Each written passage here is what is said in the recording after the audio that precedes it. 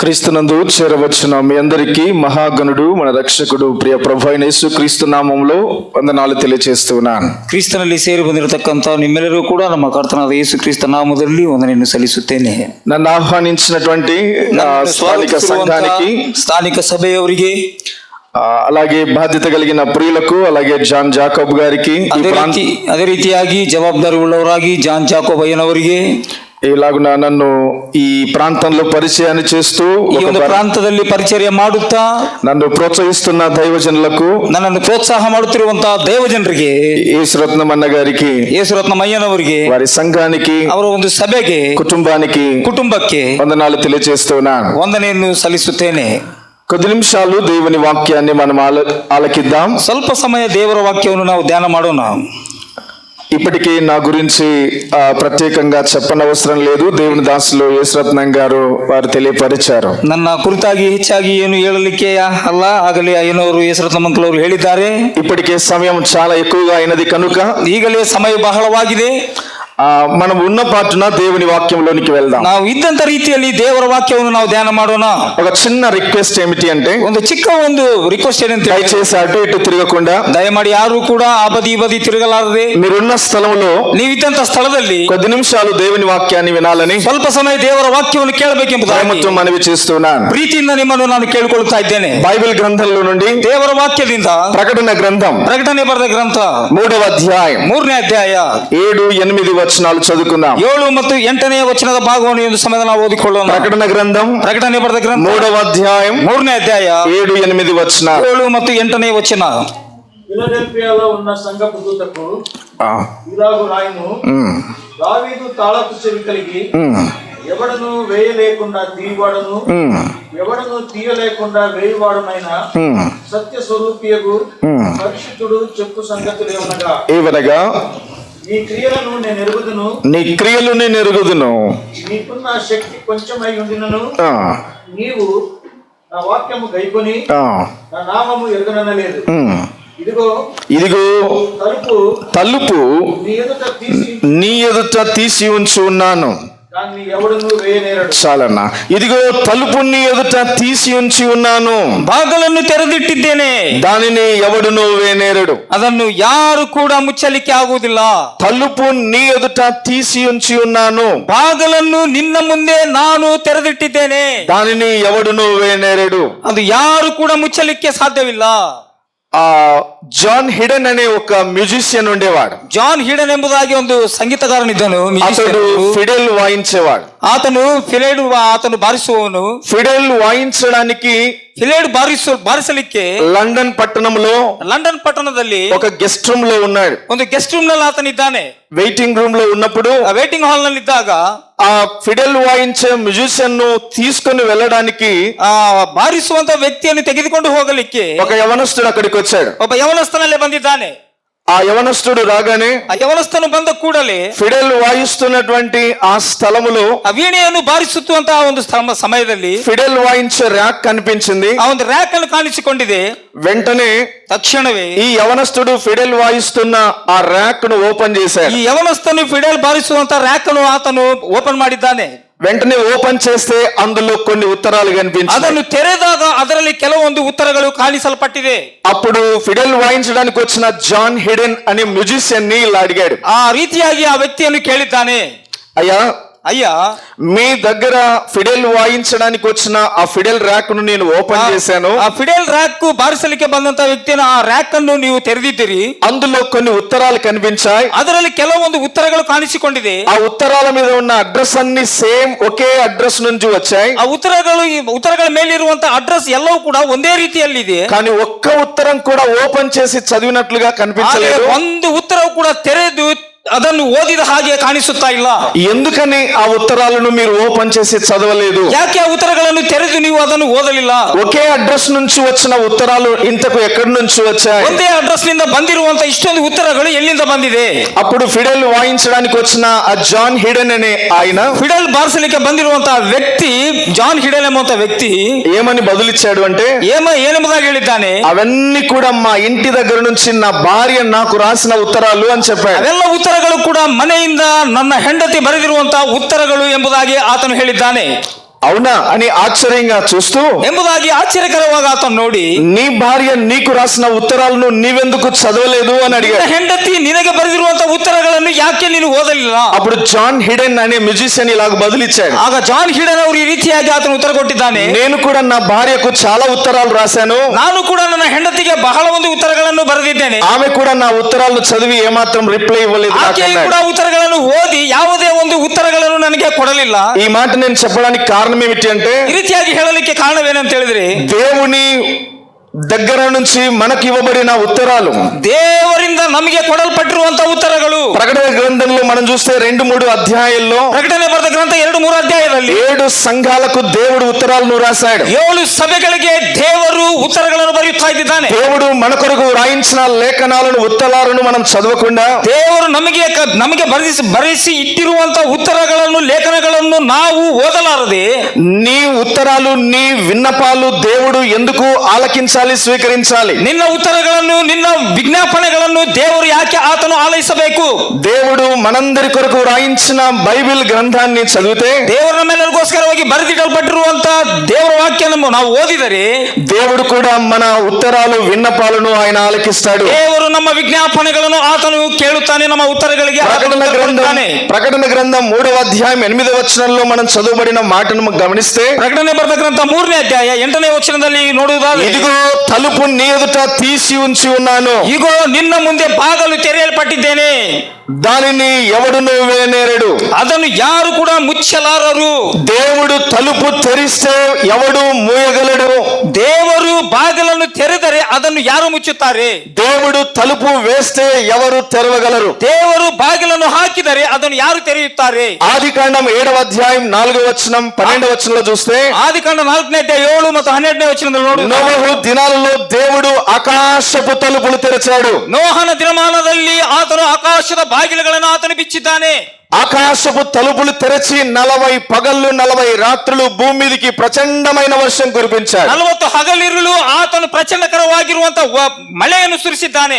దేవుడు ఆకాశపు తలుపులు తెరచి ದೇವರು ಆಕಾಶದ ಬಾಗಿಲುಗಳನ್ನು ಆತನು భూలోకములో ఉన్న ప్రజలు తట్టుకోలేకపోయారు. ಭೂಲೋಕದಲ್ಲಿದ್ದಂತ ಪ್ರಜೆಗಳು ತಡೆಯಲಾರದೇ ಇದ್ದರು. యాకోబు పత్రిక 5వ అధ్యాయం 17-18 వచనాలు చదివితే, ಯಾಕೋಬನು ಬರೆದ ಪತ್ರಿಕೆ 5ನೇ ಅಧ್ಯಾಯ 5వ అధ్యాయం 5ನೇ ಅಧ್ಯಾಯ 17వ వచనం, 17ನೇ ವಚನ, ఏలియా దేవునికి ప్రార్థన చేయగా ಏಲಿಯಾನು ದೇವರಿಗೆ ಪ್ರಾರ್ಥನೆ ಮಾಡಿದಾಗ ఆకాశపు తలుపులు మూసివేశాడు. ಆಕಾಶದ ಬಾಗಿಲುಗಳು ಮುಚ್ಚಲ್ಪಟ್ಟಿದೆ. 3.5 సంవత్సరాలు వర్షం పడకుండా నిలిచిపోయింది. 3.5 ವರ್ಷ ಮಳೆ ಬೀಳಲಾರದಂತೆ ನಿಂತು ಹೋಗಿದೆ. మరలా ప్రార్థన చేయగా ಮತ್ತೆ ಪ್ರಾರ್ಥನೆ ಮಾಡಿ ఆకాశములో నుండి వర్షాన్ని దేవుడు కుమ్మరించాడు. ಆಕಾಶದಿಂದ ದೇವರು ಮಳೆಯನ್ನು ಸುರಿಸಿದ್ದಾನೆ. దేవుడు తలుపు తెరిస్తే దాన్ని ఎవడు మూయగలడు? ದೇವರು ಬಾಗಿಲನ್ನು ತೆರೆದರೆ ಅದನ್ನು ಯಾರು ಕೂಡ ಮುಚ್ಚಲಿಕ್ಕೆ ಆಗುವುದಿಲ್ಲ. దేవుడు తలుపు మూస్తే దాన్ని తెరవగలవాడేవాడు. ದೇವರು ಅದನ್ನು ಮುಚ್ಚಿದರೆ ಅದನ್ನು ತೆರಲಿಕ್ಕೆ ಯಾರಿಂದ ಆಗುತ್ತದೆ? ఈ ఫిలదెల్ఫియా సంఘములో ಈ ಭಾಗದಲ್ಲಿ ಫಿಲಾದೆಲ್ಫಿಯಾ ಸಭೆ ఎందుకు దేవుడు తలుపు తెరిచాడు? ಯಾಕೆ ಆ ಒಂದು ಸಭೆಯ ಒಂದು ಬಾಗಿಲುಗಳನ್ನು ఇదిగో తలుపు నీ ఎదుట తీసి ఉంచి ఉన్నాను, ಇಗೋ, ಬಾಗಿಲು ನಿನ್ನ ಮುಂದೆ ತೆರೆದಿಟ್ಟಿದ್ದೇನೆ, దానిని ఎవడును వేనేరడు. ಅದನ್ನು ಯಾರು ಕೂಡ ಮುಚ್ಚಲಾರರು. తలుపు ఎందుకు దేవుడు తెరిచాడు? ಬಾಗಿಲು ಯಾಕೆ ದೇವರು ತೆರೆದಿದ್ದಾನೆ? దేవుడు ఈ సంఘాన్ని ప్రేమించి ದೇವರು ಈ ಸಭೆಯನ್ನು ಪ್ರೀತಿಸಿ 26వ చర్చి యానివర్సరీని జరుపుకోవడానికి అవకాశం ఇచ్చాడు. 26ನೇ ವರ್ಷದ ವಾರ್ಷಿಕೋತ್ಸವವನ್ನು ಘನವಾಗಿ ನಡೆಸಿಕೊಳ್ಳಲಿಕ್ಕೆ ಕೊಟ್ಟಿದ್ದಾನೆ. ఎందుకు దేవుడు మందిరపు తలుపులను తెరిచాడు? ಯಾಕೆ ದೇವರು ಸಭೆಯ ಒಂದು ದ್ವಾರಗಳನ್ನು ತೆರೆದಿದ್ದಾನೆ, లోపలికి రమ్మని ఆహ్వానిస్తూ ఉన్నాడు. ಒಳಗೆ ಬಾ ಎಂಬುದಾಗಿ ಆತನು ಸ್ವಾಗತಿಸುತ್ತಾ ಇದ್ದಾನೆ. లోపలికి రమ్మని ఆహ్వానిస్తూ దేవుడు తలుపులు తెరుస్తున్నాడు. ಒಳಗೆ ಬಾ ಎಂಬುದಾಗಿ ಬಾಗಿಲುಗಳನ್ನು ತೆರೆದು ದೇವರೇ ಸ್ವತಃ ಆತನು ಸ್ವಾಗತಿಸುತ್ತಾ ಇದ್ದಾನೆ. జాన్ జాకోబ్ గారు కూడా చాలా మందిని మందిరానికి ఆహ్వానించాడు. ಜಾನ್ ಜಾಕೋಬಯ್ಯನವರು ಕೂಡ ಬಹಳ ಜನರನ್ನು ದೇವರ ಸಭೆಗೆ ಅವರು ಸ್ವಾಗತ ಮಾಡಿದ್ದಾರೆ. కారణం ఏమిటి అంటే, ಕಾರಣವೇನಂತ ಹೇಳಿದ್ರೆ, దేవుని మందిరములో చేరి ದೇವರ ಮಂದಿರದಲ್ಲಿ ಸೇರಿ దేవుని మాటలు విని ದೇವರ ಮಾತುಗಳನ್ನು ಕೇಳಿ ఆత్మీయంగా మనం ఆశీర్వదించబడ్డానికి, ಆತ್ಮೀಯವಾಗಿ ನಾವು ಬೆಳವಣಿಗೆ ಆಗಬೇಕೆಂಬುದಾಗಿ యెహోవా చేత ఆశీర్వదించబడిన వాడా, ಯೆಹೋವನಿಂದ ಆಶೀರ್ವದಿಸಲ್ಪಟ್ಟಿದವನೇ లోపలికి రండి, ಒಳಗೆ ಬನ್ನಿರಿ, బయట నిలువనేలా, ಹೊರಗೆ ಯಾಕೆ ನಿಂತುಕೊಳ್ಳುತ್ತೀರಿ ಎಂಬುದಾಗಿ. దేవుని చేత ఆశీర్వదించబడిన వాడు బయట ఉండకూడదు, ದೇವರಿಂದ ಆಶೀರ್ವದಿಸಲ್ಪಟ್ಟಿದವನು ಹೊರಗಡೆ ಇರಬಾರದು, లోపలికి రావాలి, ಒಳಗೆ ಬರಬೇಕು, దేవుని మందిరములోనికి రావాలి. ದೇವರ ಆಲಯದಲ್ಲಿ ಬರಬೇಕು, దేవుని మందిరములోనికి రండి అని ದೇವರ పిలుస్తున్నాడు. ಆಲಯಕ್ಕೆ ಬನ್ನಿರಿ ಎಂಬುದಾಗಿ. లోపలికి రండి, ಒಳಗೆ ಬನ್ನಿರಿ, తలుపు తెరవబడింది అన్న. ಬಾಗಿಲು ತೆರೆಯಲ್ಪಟ್ಟಿದೆ ಮುಚ್ಚಲ್ಪಟ್ಟಿದೆ. లూకాసు వార్త 8వ అధ్యాయం 4వ వచనం. ಲೂಕನ ಬರೆದ ಶುಭ ಸಂದೇಶ 8ನೇ ఎవరైనా అది ఒకటి ವಚನ. తీసి సహాయం చేయండి. లూకాసు వార్త 8వ అధ్యాయం 4వ వచనం. ಲೂಕ 8:4. బహు జన సమూహము ఆయన యొద్దకు కూడి వచ్చుచుండగా అని వ్రాయబడింది. బహు జన సమూహము ఆయన యొద్దకు కూడి వచ్చుచుండగా. ಬಹಳ ಜನಸಂಖ್ಯೆಯು ಕೂಡಿ ಬಂದಿದೆ ಎಂಬುದಾಗಿ ನಾವು ನೋಡುತ್ತೇವೆ. ఆయన దగ్గరకు కూడి రావాలి. ಬಹು ಜನರು ಗುಂಪು ಕೂಡಿದರೆ ಎಂಬುದಾಗಿ ನಾವು ನೋಡುತ್ತೇವೆ. ఆదికాండం 49వ అధ్యాయం 1వ వచనంలో ఆదికాండం 49ನೇ అధ్యాయం 1ನೇ ವಚನ యాకోబు తన కుమారులతో అన్నాడు, మీరు కూడి రండి అని అన్నాడు. ಯಾಕೋಬನು ತನ್ನ ಮಕ್ಕಳೊಂದಿಗೆ ಹೇಳಿದ್ದಾನೆ, ನೀವು ಕೂಡಿ ಬನ್ನಿರಿ ಎಂಬುದಾಗಿ. కూడి రావాలి ಕೂಡಿ ಬರಬೇಕು. అంటే ఒకరికొకరు కూడుకోవడం అవసరం. ಒಬ್ಬರಿಗೊಬ್ಬರು ಕೂಡಿಕೊಳ್ಳುವುದು అందుకే అన్నాడు, మీ పశువులు మాతో కూడా రావాలని అన్నాడు. మా పశువులు మాతో కూడా రావాలని అన్నాడు నిర్గమాకాండములో. విమోచన కాండದಲ್ಲಿ ನಮ್ಮ ಪಶುಗಳು ನಮ್ಮಿಂದೆ ಬರಬೇಕೆಂಬುದಾಗಿ. అంటే కుటుంబం అంతా దేవుని సన్నిధికి కూడి రావడం మనకు ఆశీర్వాదం. ಸಮೇತವಾಗಿ ದೇವರ ಸನ್ನಿಧಾನಕ್ಕೆ ಸೇರಿ ಬರುವುದು ಎಂಬುದಾಗಿ. అందుకే దావీదు భక్తుడు అన్నాడు, ಅದಕ್ಕಾಗಿ ಭಕ್ತನಾಗಿರುವಂತ జీవముల దేవుని దర్శించుటకు, ಜೀವವುಳ್ಳಂತ ದೇವರನ್ನು ದರ್ಶಿಸಲಿಕ್ಕೆ మనము కొన్నిసార్లు కూడి రావాలి. ನಾವು ಕೆಲವೊಂದು ಸಾರಿ ಕೂಡಿ ಬರಬೇಕು. దేవుని మందిరానికి వెళ్ళడానికి దావీదు సంతోషించినాడు. ದೇವರ ಮಂದಿರಕ್ಕೆ ಹೋಗಲಿಕ್ಕೆ ದಾವೀದನಾತನು ಸಂತೋಷ ಪಟ್ಟಿದ್ದಾನೆ. ఎంతమంది దేవుని మందిరానికి సంతోషంగా రాగలుగుతున్నారు? ಎಷ್ಟು ಜನರು ದೇವರ ಸನ್ನಿಧಾನಕ್ಕೆ ಸಂತೋಷದಿಂದ ಬರಲಿಕ್ಕೆ ಆಗುತ್ತಾ ಇದೆ ನಿಮಗೆ? చిన్న పిల్లోని కదా బడికి పంపించినట్టు బలవంతంగా వస్తున్నామా? ಚಿಕ್ಕ ಮಕ್ಕಳನ್ನು ಶಾಲೆಗೆ ಕಲಿಸಿದ ಹಾಗೆ ಒಂದು ಆ ರೀತಿಯಾಗಿ ನೀವು ಕಲಿಸುತ್ತಾ ಇದೆಯಾ? లేకపోతే తప్పదు కదా వెళ్ళాలి అన్నటువంటి ఆలోచన చేత మనం వస్తున్నామా? ಆದರೆ ತಪ್ಪದೇ ರೀತಿಯಲ್ಲಿ ದೇವರ ಆಲಯಕ್ಕೆ ಹೋಗಬೇಕೆಂಬುದಂತ ಉದ್ದೇಶದಿಂದ ನಾವು ಬರುತ್ತಾ ಇದ್ದೇವಾ? దేవుని సంఘంలో 2 రకాల ప్రజలు ఉంటారు. ದೇವರ ಸಭೆಯಲ್ಲಿ 2 ವಿಧವಾದಂತ ಪ್ರಜೆಗಳು ಇರುತ್ತಾರೆ. CCCL. CC means casual comers. Casual comers ಎಂಬುದಾಗಿ రావాలి కాబట్టి వచ్చేవాళ్ళు ಬರಬೇಕು ಇದೆ, ಅದಕ್ಕಾಗಿ ಬಂದಿದ್ದೇನೆ. రెండవ రకం వాళ్ళు ఉంటారు. ಎರಡನೇ ಜನರು ಇರುತ್ತಾರೆ CL అంటే కేర్లెస్ లిజనర్స్. ಕೇರ್ಲೆಸ್ ಎಂಬುದಾಗಿ అజాగ్రత్తగా దేవుని మాటలు వినేవారు. ಅಜಾಗ್ರತೆಯಿಂದ ದೇವರ ಮಾತುಗಳನ್ನು ಕೇಳಿ దేవుని వాక్యాన్ని జాగ్రత్తగా వినడానికి మనం కూడి రావాలి. ದೇವರ ವಾಕ್ಯವನ್ನು ಜಾಗ್ರತೆಯಿಂದ ನಾವು ಕೇಳಲಿಕ್ಕೆ ದೇವರ ಸನ್ನಿಧಾನಕ್ಕೆ ನಾವು ಕೂಡಿ ಬರಬೇಕು. లూకాసు వార్త 9వ అధ్యాయం 15వ వచనంలో ಲೂಕನ ಬರೆದ ಶುಭ ಸಂದೇಶ 9ನೇ ಅಧ್ಯಾಯ 15ನೇ ವಚನದಲ್ಲಿ అందరిని కూర్చుండబెట్టిరి అని వ్రాయబడింది. ಎಲ್ಲರನ್ನು ಕುಂದಿರಿಸಿದರು ಎಂಬುದಾಗಿ ನೋಡುತ್ತೇವೆ. మనము కూడి రావాలి. ನಾವು ಕೂಡಿ ಬರಬೇಕು. రెండవది కూర్చుండబెట్టాలి అంటే కూర్చోవాలి. ನಾವು ಮೊದಲನೇದಾಗಿ ಕೂಡಿ ಬರಬೇಕು, ಎರಡನೇದಾಗಿ ಕುಂತುಕೊಳ್ಳಬೇಕು. లూకాసు వార్త 10వ అధ్యాయం 39వ వచనంలో ఆమె కూర్చుండి అని వ్రాయబడింది. 10:39 ನಾವು ನೋಡುತ್ತೇವೆ, ಆಕೆಯು ಕೂತಿಕೊಂಡಿದ್ದಾಳೆ ಎಂಬುದಾಗಿ. కొరింథీయులకు రాసిన మొదటి పత్రిక 17వ అధ్యాయం 16వ వచనంలో యెహోవా సన్నిధిలో కూర్చుండెను అనే మాట. ಯೆಹೋವನ ಸನ್ನಿಧಾನದಲ್ಲಿ ಕೂತಿಕೊಂಡರು ಎಂಬುದಾಗಿ ನೋಡುತ್ತೇವೆ ಕೊರಿಂಥಿ ಪತ್ರಿಕೆಯಲ್ಲಿ. దేవుని సన్నిధిలో కూర్చోలేని వాడు లోకములో ఏ స్థానములో కూడా కూర్చోలేడు. ದೇವರ ಸನ್ನಿಧಾನದಲ್ಲಿ ಕೂತಿಕೊಳ್ಳದೇ ಇರುವಂತ ವ್ಯಕ್ತಿ ಲೋಕದಲ್ಲಿ ಯಾವ ಒಂದು ಸ್ಥಳದಲ್ಲಿ ಕೂಡ ಕೂತಿಕೊಳ್ಳಲಿಕ್ಕೆ ಆಗುವುದಿಲ್ಲ. ఆ దేవుని సన్నిధిలో దీన మనసు కలిగి తగ్గింపు కలిగి కూర్చున్న వారిని దేవుడు లోకములో సింహాసనం మీద కూర్చుండబెడతాడు. ದೇವರ ಸನ್ನಿಧಾನದಲ್ಲಿ ತಗ್ಗಿಸುವಿಕೆ ಒಂದು ಸ್ವಭಾವದಿಂದ ಕೂತಿಕೊಂಡರೆ ಲೋಕದಲ್ಲಿ ಸಿಂಹಾಸನದ ಮೇಲೆ ಕೂತಿಕೊಳ್ಳುವಂತ అవకాశವನ್ನು ఆతను కొడుతానే. దావీదును దేవుని సన్నిధిలో కూర్చోవడానికి ఇష్టపడ్డాడు కనుకనే దావీదు సంతానం నిత్యం సింహాసనం మీద ఉన్నది. దావీదున ಸಂತಾನವು ದೇವರ ಸನ್ನಿಧಾನದಲ್ಲಿ ಕೂತಿಕೊಳ್ಳಲಿಕ್ಕೆ ಇಷ್ಟಕರವಾಗಿದೆ, ಆದ್ದರಿಂದ ಸಿಂಹಾಸನದ ಮೇಲೆ ಕೂತಿಕೊಂಡಿದ್ದಾರೆ ಕುಟುಂಬದ ಸಮೇತವಾಗಿ. లూకాసు వార్త 10వ అధ్యాయం 39వ వచనంలో ಲೂಕನ ಬರೆದ ಶುಭ ಸಂದೇಶ 10ನೇ ಅಧ್ಯಾಯ యేసు పాదముల దగ్గర కూర్చుండి ఆయన బోధ వినుచుండెను అనే మాట కనబడుతుంది. ಪಾದಗಳ ಹತ್ತಿರ ಕೂತಿಕೊಂಡು ಕೇಳುವುದು ಎಂಬುದಾಗಿ ನೋಡುತ್ತೇವೆ. కూడి రావడం, ಕೂಡಿ ಬರುವುದು, కూర్చోవడం, ಕೂತಿಕೊಳ್ಳುವುದು, కూర్చొని ఆయన మాటలు ఆలకించడం, ಕೂತಿಕೊಂಡು ಆತನ ಒಂದು ಮಾತುಗಳನ್ನು అది ಆಲಿಸುವುದು, మనకు ఆశీర్వాదకరం. ಅದು ನಮಗೆ ಆಶೀರ್ವಾದಕರವಾದ. అందుకే అన్నాడు ప్రతివాడు మాట వలన జీవిస్తాడు. ಅದಕ್ಕಾಗಿ ಪ್ರತಿಯೊಬ್ಬನು ಕೂಡ ಮಾತಿನಿಂದ ಜೀವಿಸುತ್ತಾನೆ ಎಂಬುದು. దేవుని మాట మనం వింటే మనం జీవిస్తాం. ದೇವರ ಮಾತನ್ನು ನಾವು ಕೇಳಿದರೆ ನಾವು ಜೀವಿಸುತ್ತೇವೆ. చాలా వరకు దేవుని సన్నిధికి మనం రాలేం. ಬಹಳ ಜನರು ದೇವರ ಸನ್ನಿಧಾನಕ್ಕೆ ಬರಲಿಕ್ಕೆ ಆಗುವುದಿಲ್ಲ. అపవాదికి కొందరు స్నేహితులు ఉంటారట. ಸಾತಾನನಿಗೆ ಕೆಲವೊಂದು ಸ್ನೇಹಿತರು ಇರುತ್ತಾರೆ. మొదటి వాని పేరు రానివ్వడట. రానివ్వడు, దేవుని మందిరానికి రానివ్వడు. ಆತನು ದೇವರ ಸನ್ನಿಧಾನಕ್ಕೆ ಬರಮಾಡುವುದಿಲ್ಲ. చాలా సార్లు దేవుని మందిరానికి మనం రాలేం, అనుకుంటుంటాం రావాలని, కానీ రాలేం. ದೇವರ ಸನ್ನಿಧಾನಕ್ಕೆ ಹೋಗಬೇಕೆಂಬುದಾಗಿ, ಆದರೆ ಬರಲಿಕ್ಕೆ ಆಗುವುದಿಲ್ಲ. వారు అపవాది యొక్క మొదటి సంతానం. ಅದು ಸಾತಾನನ ಮೊದಲನೇ ಸಂತಾನವಾಗಿದೆ. రెండవ వాడు ఉంటాడంట సాతానుకు. ಎರಡನೇವನು ಇರ್ತಾನೆ ಸಾತಾನನಿಗೆ. రెండవ సంతానం కూర్చొనివాడంట, వాని పేరే కూర్చొనివాడు. ಎರಡನೇ ಸಂತಾನನಾದರ ಹೆಸರೇ ಕೂತಿಕೊಳ್ಳಲಿಕ್ಕೆ ಆಗುವುದಿಲ್ಲ, ಮಾಡುತ್ತಾನೆ. మూడవ సంతానం అంట, వాని పేరు ఒకడు రానివాడు, రెండవవాడు కూర్చొనివాడు, ಎರಡನೇವನು ಕೂತಿಕೊಳ್ಳಲಿಕ್ಕೆ ಕೊಡುವುದಿಲ್ಲ, మూడవవాడు విననివాడు, ಮೂರನೇವನು ಕೇಳಿಸಿಕೊಳ್ಳಲಿಕ್ಕೆ ಕೊಡುವುದಿಲ್ಲ. విన్నట్టుగానే కనబడుతుంటాం గాని ಕೇಳಿದ ಹಾಗೆ ನಾವು ಕಾಣುತ್ತೇವೆ, కానీ దేవుని మాటలు మన హృదయంలో ఏమాత్రం నిలవవు. ದೇವರ ವಾಕ್ಯಗಳು ಎಷ್ಟು ಮಾತ್ರ ನಮ್ಮ ಹೃದಯದಲ್ಲಿ ಅದು ದೃಢವಾಗಿ ನಿಲ್ಲುವುದಿಲ್ಲ. నాలుగవ వాడు ఉంటాడంట, ನಾಲ್ಕನೇವನಿದ್ದಾನೆ, విన్న మాటలు అనుసరించకుండా చేస్తాడట. ಕೇಳಿರುವಂತ ಮಾತುಗಳನ್ನು ಅದರ ಪ್ರಕಾರವಾಗಿ ನಡೆಯದಂತೆ ಮಾಡುವವನು. ఒక్కసారి మనం ఆలోచన చేస్తే, ಒಂದು ಸಾರಿ ನಾವು ಆಲೋಚನೆ ಮಾಡಿದರೆ, దేవుని మందిరానికి వచ్చిన మనం, కూర్చున్న మనం, వింటున్న మనం దేవుని వాక్యాన్ని అనుసరించకుండా జీవిస్తున్నామంటే కారణం, ದೇವರ ಮಂದಿರಕ್ಕೆ ಬಂದಂತ ನಾವುಗಳು, ಎರಡನೇದಾಗಿ ಕೂತಿಕೊಂಡಿದ್ದಂತ ನಾವುಗಳು, ಮೂರನೇದಾಗಿ ಕೇಳಿರುವಂತ ನಾವುಗಳು, అపవాదికి మనం ఎన్నో సంతానమో మనమే ఆలోచన చేసుకోవాలి. ಸಾತಾನನಿಗೆ ಎಷ್ಟನೇ ಸಂತಾನಕ್ಕೆ ಸಂಬಂಧಿಸಿದೆ ಎಂಬುದಾಗಿ ನಮ್ಮನ್ನು ನಾವು ತಿಳಿದುಕೊಳ್ಳೋಣ. ప్రకటన గ్రంథంలో మనం చూసినాం, ಪ್ರಕಟಣೆ ಬರೆದ ಗ್ರಂಥ ನಾವು ನೋಡಿದ್ದೇವೆ, తలుపు నీ ఎదుట తీయబడి ఉన్నది, ನಿನ್ನ ಮುಂದೆ ಬಾಗಿಲು ತೆರೆಯಲ್ಪಟ್ಟಿದೆ, నీ ఆ తలుపును ఎవడును వేనేరడు అన్న. ಆ ಒಂದು ಬಾಗಿಲು ಯಾರು ಕೂಡ ಮುಚ್ಚಲಿಕ್ಕೆ ಆಗುವುದಿಲ್ಲ.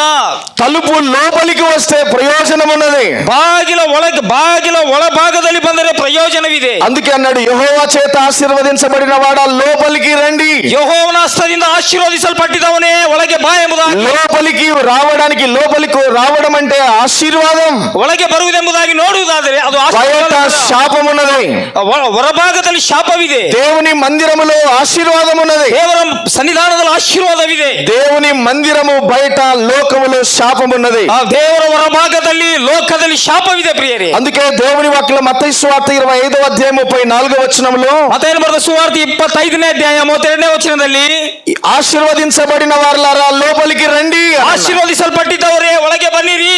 మత్తయి సువార్త 25వ అధ్యాయం 41వ వచనంలో, బರೆದ ಶುಭ సందేಶ 25ನೇ ಅಧ್ಯಾಯ శపించబడిన వారలారా బయటికి పోవుడి అని అన్నాడు. క్షమిಸಲ್ಪಟ್ಟಿದ್ದವರೇ ಹೊರಗೆ ಹೋಗಿರಿ ಎಂಬುದಾಗಿ. దేవుని మందిరములోనికి రావడం ఆశీర్వాదం, ದೇವರ ಮಂದಿರ ಒಳಭಾಗದಲ್ಲಿ ಬರುವುದು ಆಶೀರ್ವಾದಕರ. దేవుని మందిరములో నుంచి బయట బ్రతకడం శాపం. ಆ ದೇವರ ಮಂದಿರವನ್ನು ಬಿಟ್ಟುಕೊಂಡು ಹೊರಭಾಗದಲ್ಲಿ ಹೋಗಿ ಜೀವಿಸುವುದು ಬಹಳ ಶಾಪದು. యోహాను సువార్త 10వ అధ్యాయం 9వ వచనం, ಯೋಹಾನ ಬರೆದ ಶುಭ ಸಂದೇಶ 16ನೇ ಅಧ್ಯಾಯ, దేవుని మందిరము లోపలికి వస్తే ದೇವರ ಮಂದಿರ ಒಳಭಾಗಕ್ಕೆ ಬಂದರೆ ప్రయోజనం, ಅದು ಪ್ರಯೋಜನಕರವಾದ, నంబర్ 1 ఆశీర్వాదం. ಅದು ಆಶೀರ್ವಾದಕರವಾದ. యోహాను సువార్త 10వ అధ్యాయం 9వ వచనం, యోహాను సువార్త 10వ అధ్యాయం 9వ వచనం, నేనే ద్వారమును,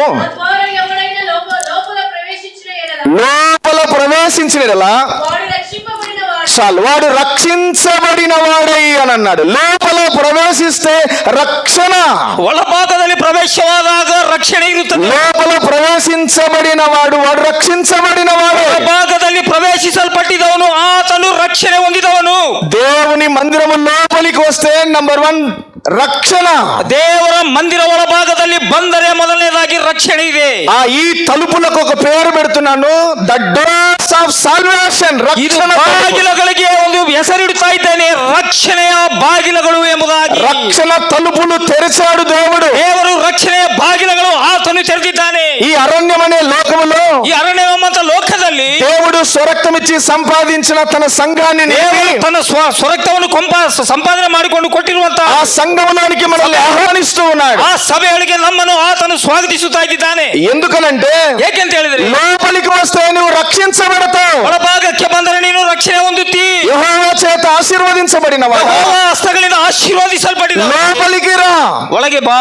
బయట ఉండనేలా, ಹೊರಗೆ ಯಾಕೆ ಇರುತ್ತಿ? నోహు దినాలలో లోపలికి రాని వారు ఏడ్చారు, ನೋಹನ ದಿನಮಾನದಲ್ಲಿ ಒಳಗೆ ಬಾರದೇ ಇದ್ದವರು ಕಣ್ಣೀರು ಸುರಿಸಿದ್ದಾರೆ, ప్రలాపించినారు, ಅವರು ಪ್ರಲಾಪಿಸಿದ್ದಾರೆ, వారు నాశనమైపోయినారు, ನಾಶವಾಗಿ ಹೋಗಿದ್ದಾರೆ, చెట్టుకు పుట్టకు రాలిపోయారు, ಗಿಡ ಹುಟ್ಟುಗಳಿಗೆ ನಾಶವಾಗಿ ಹೋಗಿದ್ದಾರೆ. దేవుని మందిరానికి దూరమైన వారు, ఏ వ్యక్తి భూమి మీద ప్రశాంతంగా జీవించిన వారు, ದೇವರಿಗೆ ದೂರವಾಗಿ ಹೋಗಿರುವಂತಹ ವ್ಯಕ್ತಿ ಭೂಮಿಯ ಮೇಲೆ ಯಾರು ಕೂಡ ಪ್ರಶಾಂತವಾಗಿ ಜೀವಿಸಲಿಕ್ಕೆ ಸಾಧ್ಯವಿಲ್ಲ. దేవునికి వేరుగా ఉండి ఫలించిన వారు ఎవరునూ లేరు. ದೇವರಿಗೆ ನೀನು ಬೇರೆಯಾಗಿದ್ದುಕೊಂಡು ಫಲಭರಿತವಾಗಲಿಕ್ಕೆ దేవుని ಸಾಧ್ಯವಿಲ್ಲ. మందిరములోనికి రావాలని, ಮೊದಲನೇದಾಗಿ ದೇವರ ಒಳಭಾಗದಲ್ಲಿ ಬರಬೇಕು. దేవుని సంఘములోనికి రావాలని ದೇವರ ಸಭೆಯಲ್ಲಿ ಬರಬೇಕು. దేవుడు ఆహ్వానిస్తూ ఉన్నాడు. ದೇವರು ಆತನು ಸ್ವಾಗತಿಸುತ್ತಾ అందుకే ಇದ್ದಾನೆ. భక్తుడైన దావీదు ఇలాగన్నాడు. ಅದಕ್ಕಾಗಿ ಭಕ್ತನಾಗಿರುವಂತ ದಾವೀದನು ಈ ರೀತಿಯಾಗಿ ಅಂದಿದ್ದಾನೆ. కీర్తన 27వ కీర్తన 6వ వచనం. 27ನೇ ಕೀರ್ತನೆ 6ನೇ ವಚನದಲ್ಲಿ ఎవరైనా తీసి సహాయం చేయండి. చుట్టుకొని ఉన్న నా శత్రువుల కంటే ఆ. ఎక్కువగా నా తల ఎత్తబడును. 27వ కీర్తన 6వ వచనం. 27:6. గుడారములో ఆ. నేను ఉత్సాహధ్వని చేయుచు ఆ. బలులు అర్పించెదను. ఆ. నేను పాడెదను. ఉమ్. యెహోవాను గూర్చి స్తుతిగానము చేసెదను. యెహోవా, నేను కంఠధ్వని ఎత్తి నిన్ను ప్రార్థించినప్పుడు నా మనవి ఆలకింపుము. 27వ అధ్యాయం 4వ వచనం చదవండి. 27ನೇ అధ్యాయ 4ನೇ వచన. యెహోవా యొద్ద ఒక వరం అడిగితిని, దానిని నేను వెతుకుచున్నాను. వెదకుచున్నాను. యెహోవా ప్రసన్నతను చూచి యెహోవా ప్రసన్నతను చూచుటకును నా ఆలయములో ధ్యానించుటకును ఆ. నా జీవిత కాలమంతయు నేను యెహోవా మందిరంలో నివసించుటకు చాలు నా జీవిత కాలమంతయు అన్నాడు. ನನ್ನ ಜೀವಮಾನ ಕಾಲ ಎಲ್ಲದರಲ್ಲಿಯೂ ಎಂಬುದಾಗಿ నేను యెహోవా మందిరములో నివసించగలను. ಯೆಹೋವನ ಮಂದಿರದಲ್ಲಿ ನಿವಾಸವಾಗಬೇಕೆಂಬುದಾಗಿ ಅಂದುಕೊಳ್ಳುತ್ತಾ ಇದ್ದೇನೆ. ఒక రోజు కాదు, 2 రోజులు కాదు, ಒಂದು ದಿನ ಅಲ್ಲ, 2 ದಿನ ಅಲ್ಲ ಪ್ರಿಯರೇ, ఒక నెల, ఒక సంవత్సరం కాదు, ಒಂದು ತಿಂಗಳ, ಒಂದು ವರ್ಷ ಅಲ್ಲ, నా జీవిత కాలమంతా ನನ್ನ ಜೀವಮಾನ ಕಾಲ ಎಲ್ಲ యెహోవా మందిరములో నేను నివసిస్తాను అన్నాడు. ಯೆಹೋವನ ಮಂದಿರದಲ್ಲಿ ವಾಸಿಸುತ್ತೇನೆ. దేవుని మందిరంలో నివసించడానికి దావీదు పని లేనివాడా? ದೇವರ ಸನ್ನಿಧಾನದಲ್ಲಿ ವಾಸಿಸಲಿಕ್ಕೆ ಆತನು ಎದಕ್ಕೆ ಬಾರದವನ ದಾವೀದನು? ఉద్యోగం లేదా? ಆತನಲ್ಲಿ ಉದ್ಯೋಗವಿಲ್ಲವಾ? ఖాళీగా ఉన్నాడా? ಆತನು ಬರದಾಗಿದ್ದಾನ? ఏమన్నా ప్రయోజనం లేనివాడా? ಯಾವ ಒಬ್ಬ ನಿಷ್ಪ್ರಯೋಜಕನ ಆತನು? ఇజ్రాయెల్ దేశాన్ని పరిపాలించిన 2వ రాజు మాట్లాడుతున్నాడు. ಇಸ್ರಾಯೇಲ್ ಪ್ರಜೆಗಳನ್ನು ಪರಾಮರಿಸಿ ಪರಿಪಾಲನೆ ಮಾಡಿದಂತ 2ನೇ ಅರಸನಾತನು. నా జీవిత కాలమంతా నేను యెహోవా మందిరంలో ನನ್ನ నివసించగలను. ಜೀವಮಾನ ಕಾಲದಲ್ಲಿ ಯೆಹೋವನ ಮಂದಿರದಲ್ಲಿ ನಿವಾಸಿಸುತ್ತೇನೆ. దేవుణ్ణి వరం అడుగుతున్నాడు. ದೇವರನ್ನ ಆತನ ವರವನ್ನು ಕೇಳುತ್ತಾ ఒకవేళ ಇದ್ದಾನೆ. మీ దగ్గరికి దేవుడే వచ్చి ಒಂದು ವೇಳೆ ದೇವರು ನಿಮ್ಮ ಹತ್ತಿರಕ್ಕೆ ಬಂದು నీకేం కావాలని కోరుకోమంటే ನಿನಗೆ ಏನು ಬೇಕು ಆರಿಸಿಕೆಂಬುದಾಗಿ ಕೇಳಿದಾಗ ఏం అడుగుతావు నువ్వు? ಏನೆಂಬುದಾಗಿ ಕೇಳಿಕೊಳ್ಳುತ್ತಿ? దేవుని ఏం కోరిక కోరుతావు? ದೇವರಲ್ಲಿ ಏನೆಂಬುದಾಗಿ ನೀ ಆರಿಸಿಕೊಳ್ಳುತ್ತಿ? ఉద్యోగం లేని వాళ్ళైతే ఉద్యోగం కావాలంటారు. ಉದ್ಯೋಗ ಇಲ್ಲದೆ ಇದ್ದವರು ಉದ್ಯೋಗ ಬೇಕೆಂಬುದಾಗಿ, పిల్లలు లేని వాళ్ళైతే పిల్లలు కావాలంటారు. ಮಕ್ಕಳು ಇಲ್ಲದೆ ಇದ್ದವರು ಮಕ್ಕಳು ಬೇಕೆಂಬುದಾಗಿ, పెళ్లి కాని వారైతే పెళ్లి కావాలంటారు. ಮದುವೆ ಆಗದೆ ಇದ್ದವರು ನನಗೆ ಮದುವೆ ಬೇಕೆಂಬುದಾಗಿ, మనకు కావలసిన అవసరతలు అన్ని కూడా దేవుణ్ణి అడుగుతాం. ನಮಗೆ ಬೇಕಾಗಿರುವಂತಹ ಅವಶ್ಯಕತೆಗಳೆಲ್ಲವನ್ನು ಕೂಡ ದೇವರಲ್ಲಿ ನಾವು ಬೇಡಿಕೊಳ್ಳುತ್ತೇವೆ. ఒక వ్యక్తి దేవుణ్ణి అడిగాడట, రాజా నేను తాకిందల్లా బంగారం కావాలన్నాడట. ಒಬ್ಬ ಅರಸನು ಈ ರೀತಿಯಾಗಿ ದೇವರನ್ನು ಬೇಡಿಕೊಂಡಿದ್ದ, ನಾ ಮುಟ್ಟಿದ್ದೆಲ್ಲವನ್ನು ಕೂಡ ಚಿನ್ನವಾಗಬೇಕೆಂಬುದಾಗಿ. మొత్తానికి దేవుడు మనం అడిగిందల్లా ఇస్తే మనమే నష్టపోతాం. ನಾವು ಕೇಳಿದ್ದು ಎಲ್ಲವೂ ದೇವರು ನಮಗೆ ಕೊಟ್ಟರೆ ನಾವು ನಷ್ಟ ಹೋಗುತ್ತೇವೆ. నీవు ఏది అడిగినా ఆయన ఇస్తాడు. ನೀನು ಏನು ಕೇಳಿದ್ರು ಕೂಡ ಆತನು ಕೊಡುತ್ತಾನೆ. అందుకే నాడు నీవు నా పేరట నన్ను ఏం అడిగినా నేను నీకు ఇస్తాను. ನನ್ನ ಹೆಸರಿನಲ್ಲಿ ನೀನು ಏನು ಬೇಡಿಕೋ ನಾನು ಕೊಡುತ್ತೇನೆ ಎಂಬುದಾಗಿ. సొలొమోను దేవుని జ్ఞానం అడిగాడు. ಸಾಲ್ಮೋನನು ದೇವರ ಒಂದು ಜ್ಞಾನವನ್ನು ಆತನಿಗೆ జ్ఞానాన్ని ఇచ్చాడు. ಜ್ಞಾನವನ್ನು ಕೊಟ್ಟಿದ್ದಾನೆ. ಹಿಜ್ಕೀಯ ಆಯುಷ್ಯನ್ನು అడిగాడు. ಹಿಜ್ಕೀಯ ರಾಜನು ತನ್ನ ಆಯುಷ್ಯನ್ನು ಕೇಳಿದ್ದಾನೆ, ఆయుష్ను ఇచ్చాడు. ಆಯುಷ್ಯನ್ನು ಕೊಟ್ಟಿದ್ದಾನೆ. నీవు ఇష్టపడితే దేవుడు ఏదైనా ఇవ్వగలడు. ఆయన ನೀನು ಇಷ್ಟವಾದರೆ ದೇವರು ಏನಾದರೂ ಕೊಡಲಿಕ್ಕೆ ಸಾಧ್ಯವಿದೆ. దావీదు దేవుని మందిరములో ఉండడం అడుగుతున్నాడు. ದಾವೀದನು ದೇವರ ಮಂದಿರದಲ್ಲಿ ಇರಲಿಕ್ಕೆ ಆತನು ಕೇಳುತ್ತಾ నా ಇದ್ದಾನೆ. జీవిత కాలమంతయు నేను యెహోవా మందిరంలో ನನ್ನ నివసిస్తాను. ಜೀವಮಾನ ಕಾಲದಲ್ಲಿ ಯೆಹೋವನ ಮಂದಿರದಲ್ಲಿ ವಾಸಿಸುತ್ತೇನೆ ಎಂಬುದಾಗಿ. ఎందుకు దేవుని మందిరములో ఏమున్నది? ಯಾಕೆ ದೇವರ ಮಂದಿರದಲ್ಲಿ ಏನಿದೆ ಪ್ರಿಯರೇ? 26వ కీర్తన 8వ వచనాన్ని చదువుదాం. 26ನೇ ಕೀರ್ತನೆ 8ನೇ ವಚನದ, యెహోవాని నివాస మందిరం అన్నాడు. ನಿನ್ನ ನಿವಾಸವು ನನಗೆ ಎಷ್ಟೋ ಪ್ರಿಯ అంటే ಎಂಬುದಾಗಿ దేవుడు నివాసం చేసే స్థలం దేవుని మందిరం. ದೇವರ ನಿವಾಸವಾಗುವಂತ ಸ್ಥಳವಾಗಿದೆ ಅದು. నీవు దేవుని మందిరంలో నివాసం చేస్తున్నావంటే ನೀನು ದೇವರ ಮಂದಿರದಲ್ಲಿ ನಿವಾಸ ಮಾಡುತ್ತಾ ಇದ್ದೇನೆ. దేవుడితో నీకు సహవాసం ఉంది. ದೇವರೊಂದಿಗೆ ನಿನಗೆ ಸಂಪರ್ಕವಿದೆ. 8వ వచనంలో అన్నాడు, అక్కడే నీ తేజో మహిమ నిలుచు స్థలం అన్నాడు. ನಿನ್ನ ತೇಜೋ ಮಹಿಮೆ ನಿವಾಸವಾಗುವಂತ ಸ್ಥಳ ಎಂಬುದಾಗಿ నేను ప్రేమించుచున్నాను. ನಾನು ಎಷ್ಟೋ ಪ್ರೀತಿಸುತ್ತಾ ಇದ್ದೇನೆ. దేవుని మహిమ నిలిచే స్థలం దేవుని ಒಂದು మందిరం. ಮಹಿಮೆ ನಿಲ್ಲುವಂತ ಸ್ಥಳವು ದೇವರ ಮಂದಿರವಾಗಿದೆ. ఎక్కడ 2-3 కూడి నా నామమున ప్రార్థిస్తారో ಇಲ್ಲಿ 2-3 ನಾಮದಲ್ಲಿ ಸೇರಿಕೊಂಡು ಪ್ರಾರ್ಥನೆ ಮಾಡುತ್ತಾರೆ. అక్కడ వారి మధ్య నేనుందునన్నా. ಆ ಸ್ಥಳದಲ್ಲಿ ಅವರ ಮಧ್ಯೆ ನಾ ಇರುತ್ತೇನೆ. దేవుని మందిరములో దేవుడు నివాసం చేస్తాడు. ದೇವರ ಮಂದಿರದಲ್ಲಿ ದೇವರು ನಿವಾಸಿಸುತ್ತಾನೆ. దేవుడు నివాసం చేసే స్థలములో నీవు సహవాసం చేస్తావు. ದೇವರ ನಿವಾಸ ಮಾಡುವಂತ ಸ್ಥಳದಲ್ಲಿ ನೀನು ಕೂಡ ಇರಬೇಕಾಗಿದೆ. దావీదు దేవుని మందిరంలో జీవిత కాలం ఉండడానికి ఇష్టపడుతున్నాడు. ದಾವೀದನು ಅಂದುಕೊಂಡಿದ್ದಾನೆ, ಜೀವಮಾನ ಕಾಲ ಎಲ್ಲದರಲ್ಲಿ ಕೂಡ ದೇವರ ಸನ್ನಿಧ ನಿವಾಸಿಸುತ್ತೇನೆ ಎಂಬುದಾಗಿ. కారణం ఏమిటంటే దేవుని సన్నిధి ఉన్నది. ದೇವರ ಸನ್ನಿಧಿ ಇದೆ. రెండవది దేవుని మహిమ ఉన్నది. ಎರಡನೇದಾಗಿ ನೋಡುವುದಾದ್ರೆ 36వ ದೇವರ కీర్తన 8వ వచనంలో చూస్తే అక్కడే 36వ కీర్తన 8వ వచనం. 36ನೇ ಬರೆದ ಕೀರ್ತನೆ 8ನೇ ವಚನ. నీ మందిరం యొక్క సమృద్ధి వలన అన్నాడు. ನಿನ್ನ ಮಂದಿರದ ಸಮೃದ್ಧಿಯಿಂದ, అంటే దేవుని మందిరములో సమృద్ధి, ದೇವರ ಮಂದಿರದಲ್ಲಿ ಸಮೃದ್ಧಿ, దేవుని సన్నిధి, ದೇವರ ಸನ್ನಿಧಾನ, సన్నిధి, నిధి, ಸನ್ನಿಧಿ, ನಿಧಿ, నిధిలో నిధులుంటాయి. ನಿಧಿಯಲ್ಲಿ ನಿಧಿಗಳಿರುತ್ತದೆ. నీకు కావలసినవన్నీ దేవుని సన్నిధిలో నుంచి దేవుడు నీకు అనుగ్రహిస్తాడు. ಬೇಕಾದದ್ದು ಎಲ್ಲವನ್ನು ಕೂಡ ದೇವರ ಸನ್ನಿಧಾನದಿಂದ ಆತನು నీ ಕೊಡುತ್ತಾನೆ. మందిరం యొక్క సమృద్ధి వలన అన్నాడు. ಆ ಮಂದಿರದಲ್ಲಿ ಸಮೃದ್ಧಿ ಇದೆ ಎಂಬುದಾಗಿ ಹೇಳುತ್ತಾ ಇದ್ದಾರೆ. వారు సంతృప్తి నొందుచున్నారు ಅವರು అన్నాడు. ಸಂತೃಪ್ತಿ ಪಡಿಸುತ್ತಾ ಇದ್ದಾರೆ. సమృద్ధి ఉన్నది, సంతృప్తి ఉన్నది. ಸಮೃದ್ಧಿ ಇದೆ, ಸಂತೃಪ್ತಿ ಕೂಡ ಇದೆ. సమృద్ధి లేకుండా సంతృప్తిగా ఉండలేడు. ಸಮೃದ್ಧಿ ಇಲ್ಲದೆ ಸಂತೃಪ್ತಿ ಆಗಲಿಕ್ಕೆ ಆಗುವುದಿಲ್ಲ. నీ ఆనంద ప్రవాహములోనిది నీవు వారికి త్రాగించుచున్నావు అన్నాడు. ಆನಂದ ಪ್ರಭಾವಗಳಿಂದ ನೀನು ಅವರಿಗೆ దేవుని మందిరములో ఆనందం ఉన్నది. ದೇವರ ಸನ್ನಿಧಾನದಲ್ಲಿ ಆನಂದವಿದೆ. ఆ దేవుని సన్నిధిలో దేవుని నివాసం, ದೇವರ ಸನ್ನಿಧಾನದಲ್ಲಿ ದೇವರ ನಿವಾಸ, దేవుని సన్నిధిలో దేవుని తేజో మహిమ, ದೇವರ ಸನ್ನಿಧಾನದಲ್ಲಿ ದೇವರ ಒಂದು ಪ್ರಸನ್ನತೆ, దేవుని మందిరములో సమృద్ధి, ದೇವರ ಸನ್ನಿಧಾನದಲ್ಲಿ ಸಮೃದ್ಧಿ, దేవుని మందిరములో సంతృప్తి, ದೇವರ ಸನ್ನಿಧಾನದಲ್ಲಿ ಸಂತೃಪ್ತಿ, దేవుని సన్నిధిలో ఆనంద ప్రవాహం. ದೇವರ ಸನ್ನಿಧಾನದಲ್ಲಿ ಆನಂದ ಪ್ರಭಾವ. 16వ కీర్తన 11వ వచనం చూడండి. 16వ కీర్తన 11వ వచనం. 16ನೇ ಕೀರ್ತನೆ కీర్తన 16వ కీర్తన 11వ వచనం. జీవ మార్గమును నీవు నాకు తెలియచేసేదవు, నీ సన్నిధిని సంపూర్ణ సంతోషం గలదు అన్నాడు.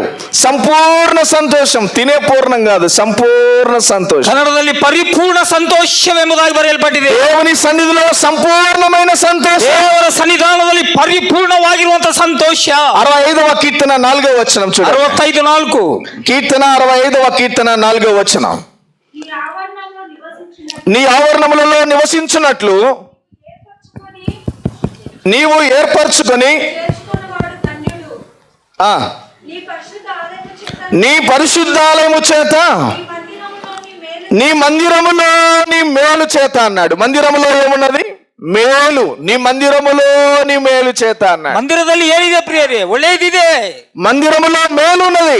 ಮಂದಿರದಲ್ಲಿ ಒಳ್ಳೆಯದಿರುತ್ತದೆ. ఆ మేలు చేత మేము తృప్తి పొందదము ಆ అన్నాడు. ಒಳ್ಳೆತನದಿಂದ ನೀವು ತೃಪ್ತರಾಗುತ್ತೀರಿ ఆ ಎಂಬುದಾಗಿ దేవుని ನೋಡುತ್ತೇವೆ. మందిరములో మేలు ఉన్నది. ದೇವರ ಮಂದಿರದಲ್ಲಿ ಒಳ್ಳೆಯದಿರುತ್ತದೆ. దావీదు జీవితంలో ದಾವೀದನ ಜೀವಿತದಲ್ಲಿ దావీదుకు సింహాసనం ఉన్నది, ದಾವೀದನ ಸಿಂಹಾಸನದ ಮೇಲೆ అధికారం ఉన్నది, ಅಧಿಕಾರವಿದೆ, పనివారు ఉన్నారు, ಆಳುಗಳಿದ್ದಾರೆ, ఆస్తి ఉన్నది, ಆಸ್ತಿ ಇದೆ, భోగ భాగ్యాలు అనుభవిస్తున్నారు.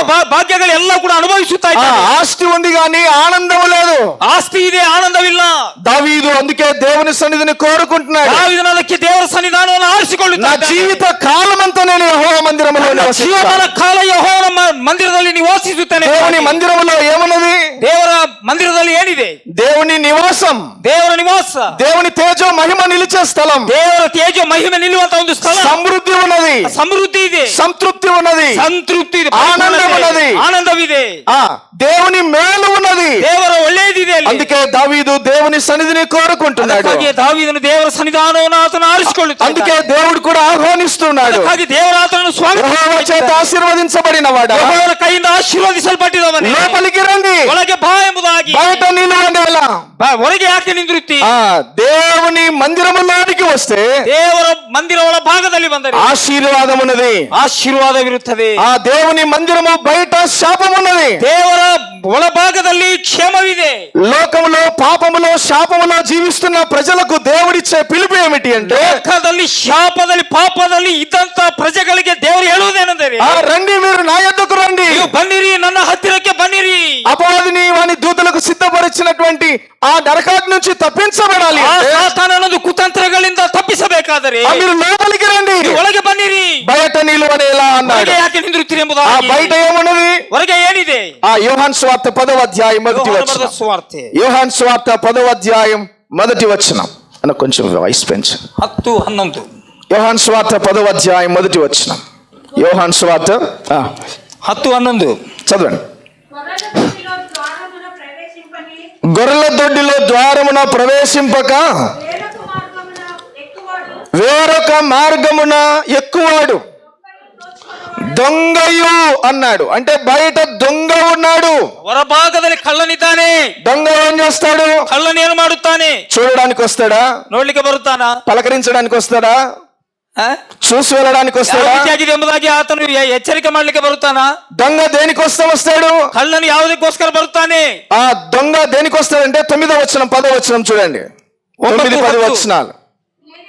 నేనే ద్వారమును, నా ద్వారా ఎవడైనా లోపల ప్రవేశించినలా వాడు రక్షింపబడిన వాడై ఆ లోపలికి పోవచ్చు, లోపల రక్షించబడిన వాడై లోపలికి పోవచ్చు, బయటికి వచ్చుచు మేతమేచుండును. దొంగ దొంగతనమును హత్యను నాశనము చేయుటకు వచ్చును గాని మరి దేనికి రాడు. దొంగ దేనికి వస్తాడట? ಕಳ್ಳನು ಯಾತಕ್ಕೆ ಬರುತ್ತಾನೆ? దొంగతనం చేయడానికి వస్తాడు. ಆತನು ಕಳ್ಳತನ ಮಾಡ್ಲಿಕ್ಕೆ ಬರುತ್ತಾನೆ. విలువైనవి దోచుకొని వెళ్ళడానికి వస్తాడు. ಉಳ್ಳದ್ದು ವಸ್ತುಗಳನ್ನು ಆತನು ತೆಗೆದುಕೊಂಡು ಹೋಗಲಿಕ್ಕೆ ಬರುತ್ತಾನೆ. అవసరమైనవి నాణ్యమైనవి దోచుకొని వెళ్ళడానికి వస్తాడు. ಆತನಿಗೆ ಅವಶ್ಯಕತೆವಾದದ್ದೆಲ್ಲವನ್ನು ಕೂಡ ಕಳ್ಳತನ ಮಾಡಿಕೊಂಡು ಹೋಗಲಿಕ್ಕೆ ಬರುತ್ತಾನೆ. అపవాదికి అవసరమైనది ఏమున్నది? ಸಾತಾನನಿಗೆ ಅವಶ್ಯವಾದದ್ದು ಏನು? మన బ్రతుకులు నాశనం చేయడానికి వస్తాడు. ನಮ್ಮ ಜೀವಿತಗಳನ್ನು ನಾಶ ಮಾಡುವುದು. ఆత్మీయంగా మనల్ని నష్టపరచడానికి వస్తాడు. ಆತ್ಮೀಯವಾಗಿ ನಮ್ಮನ್ನು ನಷ್ಟ ಮಾಡಲಿಕ್ಕೆ ಬರುತ್ತಾನೆ. మన ఆత్మను నిత్య నరకాగ్నికి తీసుకుని వెళ్ళడానికి ప్రయత్నం చేస్తాడు. ಆತ್ಮವನ್ನು ನಿತ್ಯ ನರಕಕ್ಕೆ ನಾಶನಕ್ಕೆ ತೆಗೆದುಕೊಂಡು నాశనం చేయడానికి వస్తాడు. ಆತನು ನಾಶನ ಮಾಡಲಿಕ್ಕೆ ಬರುತ್ತಾನೆ. దేవుడు మనల్ని ఆహ్వానిస్తూ ఉన్నాడు. ದೇವರು ನಮ್ಮನ್ನು ಆಹ್ವಾನಿಸುತ್ತಾ ಇದ್ದಾನೆ. బయట దొంగ ఉన్నాడు, ಹೊರಭಾಗದಲ್ಲಿ ಕಳ್ಳನಿದ್ದಾನೆ. వ్యక్తిగతమైన జీవితాన్ని దొంగిలిస్తాడు. ವ್ಯಕ್ತಿಗತಕರವಾಗಿರುವಂತಹ ಜೀವಿತವನ್ನು ಆತನು ಕಳ್ಳತನ ಮಾಡುತ್ತಾನೆ. కుటుంబ జీవితాన్ని వాడు దొంగిలిస్తాడు. ಕುಟುಂಬ ಜೀವಿತವನ್ನು ಕಳ್ಳತನ ಮಾಡುತ್ತಾನೆ. మన పరిశుద్ధతను వాడు దొంగిలిస్తాడు. ನಮ್ಮ ಪರಿಶುದ್ಧತೆಯನ್ನು ಕಳ್ಳತನ ಮಾಡುತ್ತಾನೆ. మన భక్తి జీవితాన్ని దొంగిలిస్తాడు. ನಮ್ಮ ಭಕ್ತಿಯ ಜೀವಿತವನ್ನು ಕಳ್ಳತನ ಮಾಡುತ್ತಾನೆ. మనల్ని ఏం చేస్తాడంటే టోటల్గా దోచుకుంటాడు. ನಮ್ಮಲ್ಲಿ ಇಲ್ಲಿ ಇದ್ದದ್ದು ಎಲ್ಲವನ್ನು ಕೂಡ మన శరీరాన్ని దోచుకుంటాడు. ನಮ್ಮ ಶರೀರದಲ್ಲಿ ಇಟ್ಟುಕೊಳ್ಳುತ್ತೇವೆ. అందాన్ని దోచుకుంటాడు. ನಮ್ಮ ಅಂದವನ್ನು ದೋಚಿಕೊಳ್ಳುತ್ತಾನೆ. ఆరోగ్యాన్ని దోచుకుంటాడు. ಆರೋಗ್ಯವನ್ನು ಕಳ್ಳ ಮಾಡುತ್ತಾನೆ.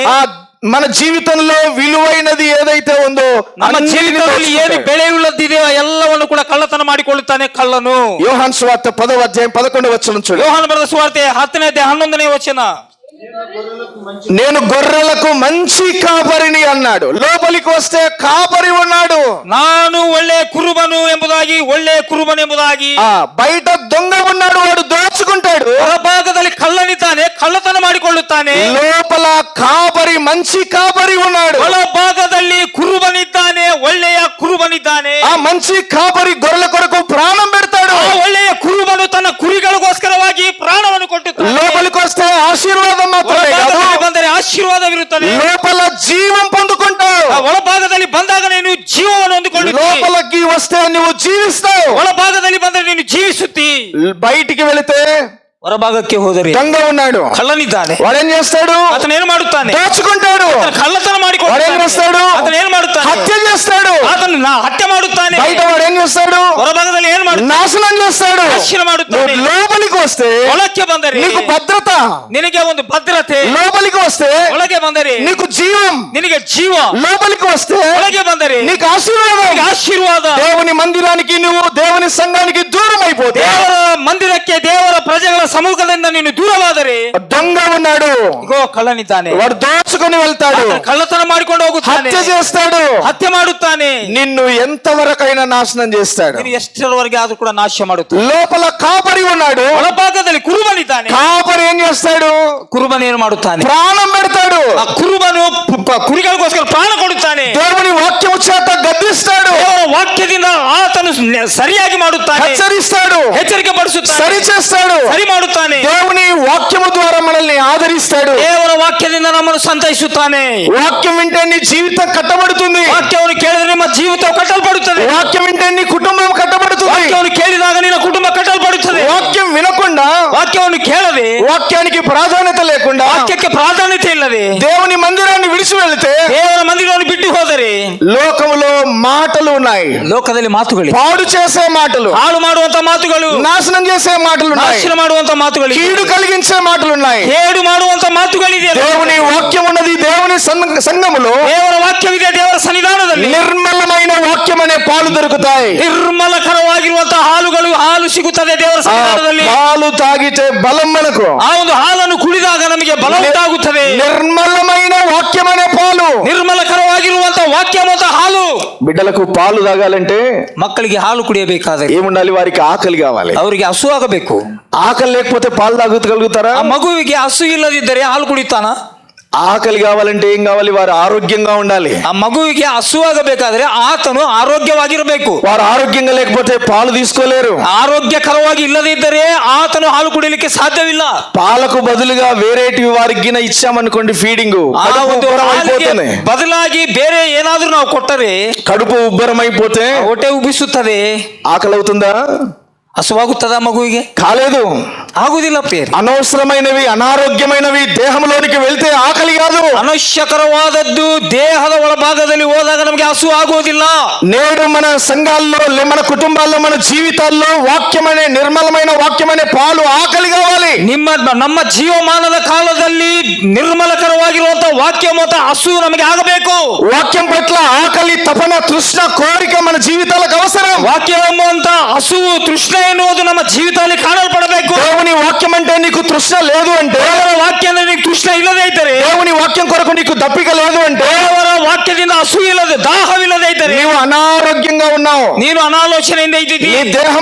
నీ దేహంలో అనారోగ్యకరమైనవి, ನಿನ್ನ ದೇಹದಲ್ಲಿ ಅನಾರೋಗ್ಯಕರವಾದದ್ದಿದೆ, ఇంకా నీ జీవితంలో ఉన్నాయి. ನಿನ್ನ ಜೀವಿತದಲ್ಲಿ ಇದೆ ಇನ್ನು. అందుకే వాక్యం పట్ల నీకు ఆకలి లేదు. ಅದಕ್ಕಾಗಿ ವಾಕ್ಯದ ಬದಿಯಲ್ಲಿ ನಿನಗೆ ಹಸು ಕಾಣುತ್ತಾ ಇಲ್ಲ. అనారోగ్యకరమైనవి ಅನಾರೋಗ್ಯಕರವಾದದ್ದು నీ దేహంలో ఉంటే ದೇಹದಲ್ಲಿದ್ದಾಗ నీకు నిర్మలమైన వాక్యం కొరకు తపన, తృష్ణ, కోరిక ఉండదు. ನಿನಗೆ ನಿರ್ಮಲಕರವಾಗಿರುವಂತಹ ವಾಕ್ಯದ ಬಳಿಯಲ್ಲಿ ನಿನಗೆ ಒಂದು ದಾಹ ಎನ್ನುವುದು ಕಾಣಲ್ಪಡುವುದು.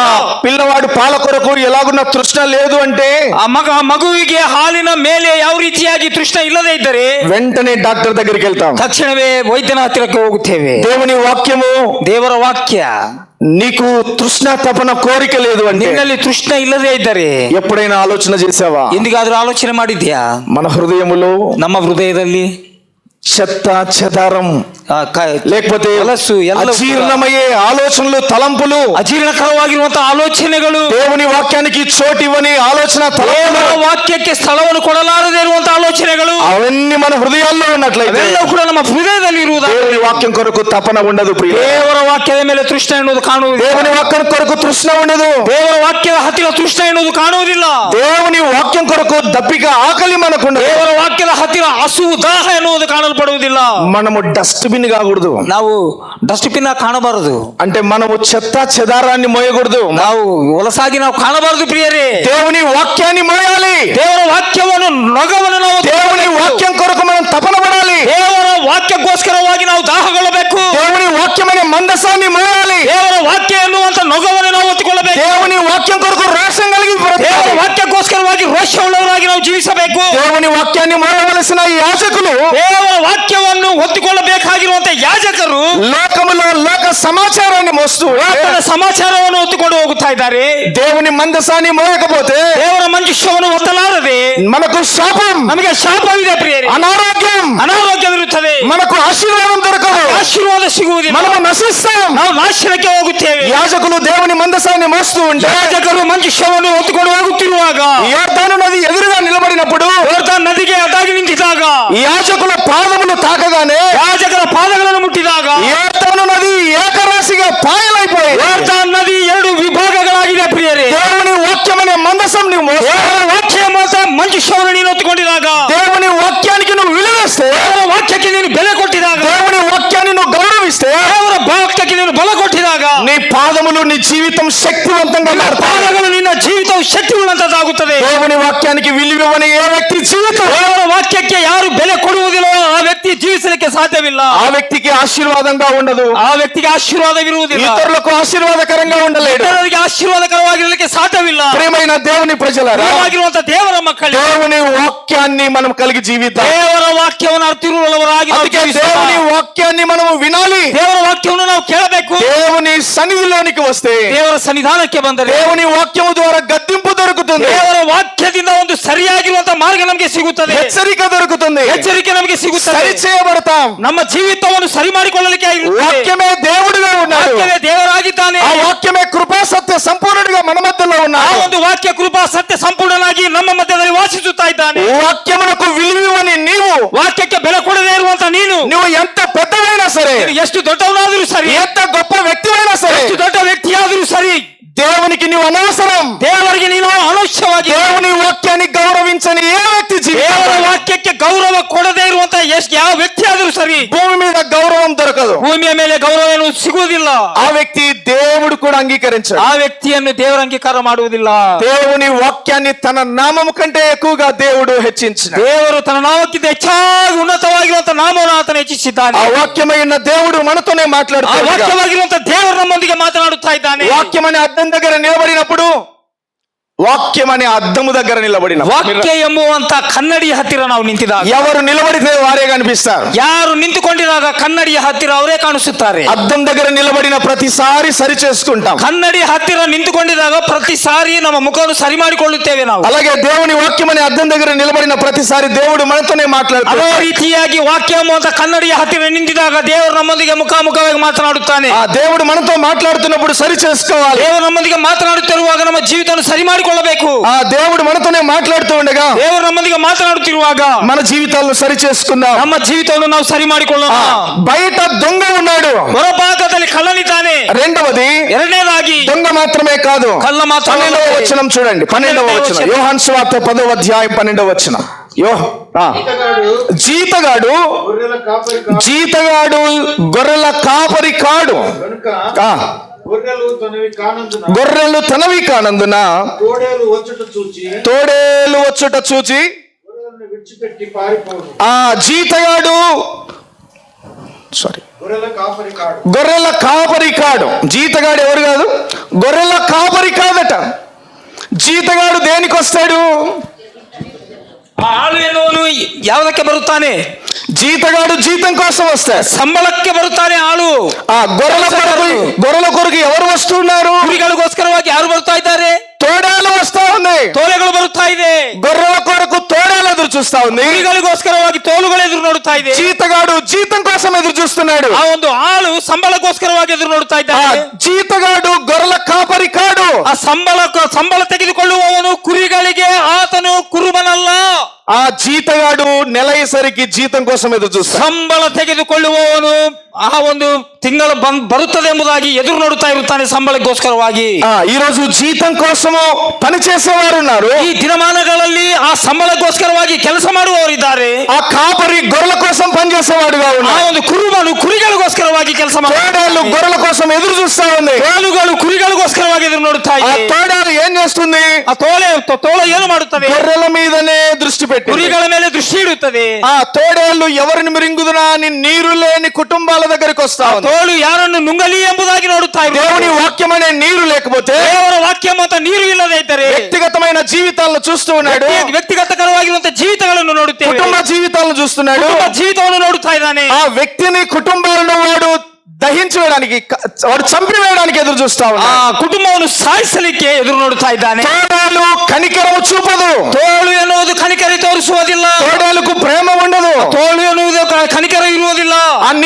నీ బాగోగుల గురించి ఆలోచించదు. ಇನ್ನ ಒಳ್ಳೆಯತನ ಕುರಿತಾಗಿ ಆಲೋಚನೆ ಮಾಡುವುದಿಲ್ಲ ಅದು. ఆ జీతగాడు కూడా నీ గురించి ఆలోచించడు. ಸಂಬಳ ತೆಗೆದುಕೊಳ್ಳುವವನು ನಿನ್ನ ಕುರಿತಾಗಿ ಆಲೋಚನೆ ಮಾಡುವುದಿಲ್ಲ. జీతగాడు జీతం కోసమే ఎదురు చూస్తాడు. ಸಂಬಳ ತೆಗೆದುಕೊಳ್ಳುವವನು ಸಂಬಳಕ್ಕೋಸ್ಕರವಾಗಿ ಎದುರು ನೋಡುತ್ತಾ ಇರುತ್ತಾನೆ. ఆ గొర్రెలకు మంచి కాపరి మాత్రమే ಕುರಿಗಳಿಗೆ ಒಳ್ಳೆಯ ಕುರುಬನು ಮಾತ್ರ గొర్రెల కొరకు ప్రాణం పెడతాడు. ಕುರಿಗಳಿಗೋಸ್ಕರವಾಗಿ ಪ್ರಾಣವನ್ನು ಕೊಡುತ್ತಾನೆ. దేవుని కొరకు రోషము లేనివాడు జీతగాడు. ದೇವರಿಗೋಸ್ಕರವಾಗಿ ರೋಷ ಇಲ್ಲದೆ ಅವನು ಆತನು ಸಂಬಳ ತೆಗೆದುಕೊಳ್ಳುವವನು. ఆ జీతం కోసమే పని చేస్తాడు. ಸಂಬಳಕ್ಕೋಸ್ಕರವಾಗಿ ಆತನು ಕೆಲಸ ఆ ಮಾಡುತ್ತಾನೆ. డబ్బు కోసమే పని చేస్తాడు. ಹಣಕ್ಕೋಸ್ಕರವಾಗಿ ಕೆಲಸ ಮಾಡುತ್ತಾನೆ. ధనం అవసరం, ಜನ ಅವಶ್ಯವಾಗಿದೆ. ఆ ధనం అవసరమే గాని దేవుని కొరకు ఆత్మలు సంపాదించే బాధ్యత, రోషం తన జీవితంలో కనపరచదు. ಆತನಿಗೆ ಹಣ ಮಾತ್ರ ಅವಶ್ಯ. ಆತ್ಮಗಳನ್ನು ಸಂಪಾದನೆ ಮಾಡಬೇಕೆಂಬ ಉದ್ದೇಶವಿರುವುದಿಲ್ಲ. జీతగాడు అంటే నిజమైన సేవ కొరకు సమర్పణ లేనివాడు. ಸಂಬಳ ತೆಗೆದುಕೊಳ್ಳುವವನು ನಿಜವಾಗಿರುವಂತಹ ಸೇವಕರು ಆತನ ಸಮರ್ಪಣೆ ಮಾಡಿಕೊಂಡಿದ್ದವನಲ್ಲ. ఆ దేవుని పని కొరకు, సేవ కొరకు, పరిచర్య కొరకు బాధ్యత, భారం లేనివాడు. ದೇವರ ಒಂದು ಕೆಲಸ ಕಾರ್ಯಗಳಿಗೆ ಬಾಧ್ಯತೆ ಇಲ್ಲದೆ ಇದ್ದವನು. నీకు ప్రమాదం వస్తే ನಿನಗೆ ಪ್ರಮಾದವಾಗಿ ಬಂದರೆ, నీ ఆత్మీయంగా నీవు నష్టాన్ని ఎదుర్కొంటుంటే ಆತ್ಮೀಯಕರವಾಗಿರುವಂತ ನೀನು ಎದುರುಗೊಂಡಾಗ ఏమాత్రం నీ కొరకు ప్రయాసపడడు. ನಿನ್ನ ವಿಷಯದಲ್ಲಿ ಆತನು ಪ್ರಯಾಸ ಪಡುವುದಿಲ್ಲ. దొంగ దుష్టుడు, దుర్మార్గుడు, ಕಳ್ಳನು ದುಷ್ಟನು ದುರ್ಮಾರ್ಗನು, మరొకడు ఉన్నాడు. ಮತ್ತೊಬ್ಬನಾತನಿದ್ದಾನೆ. అక్కడ చూస్తే దేవుని వాక్యంలో 13ನೇ ವಚನ, అన్యుడు ఉన్నాడు.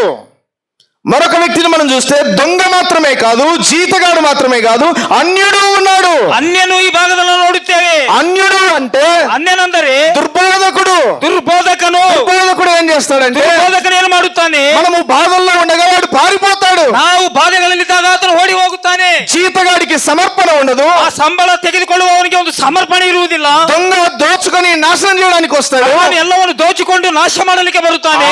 అన్యుడు మనకు దుర్బోధను నేర్పిస్తాడు. ಅನ್ಯನು ದುರ್ಬೋಧನೆ ನಮಗೆ ಕಲಿಸುತ್ತಾನೆ.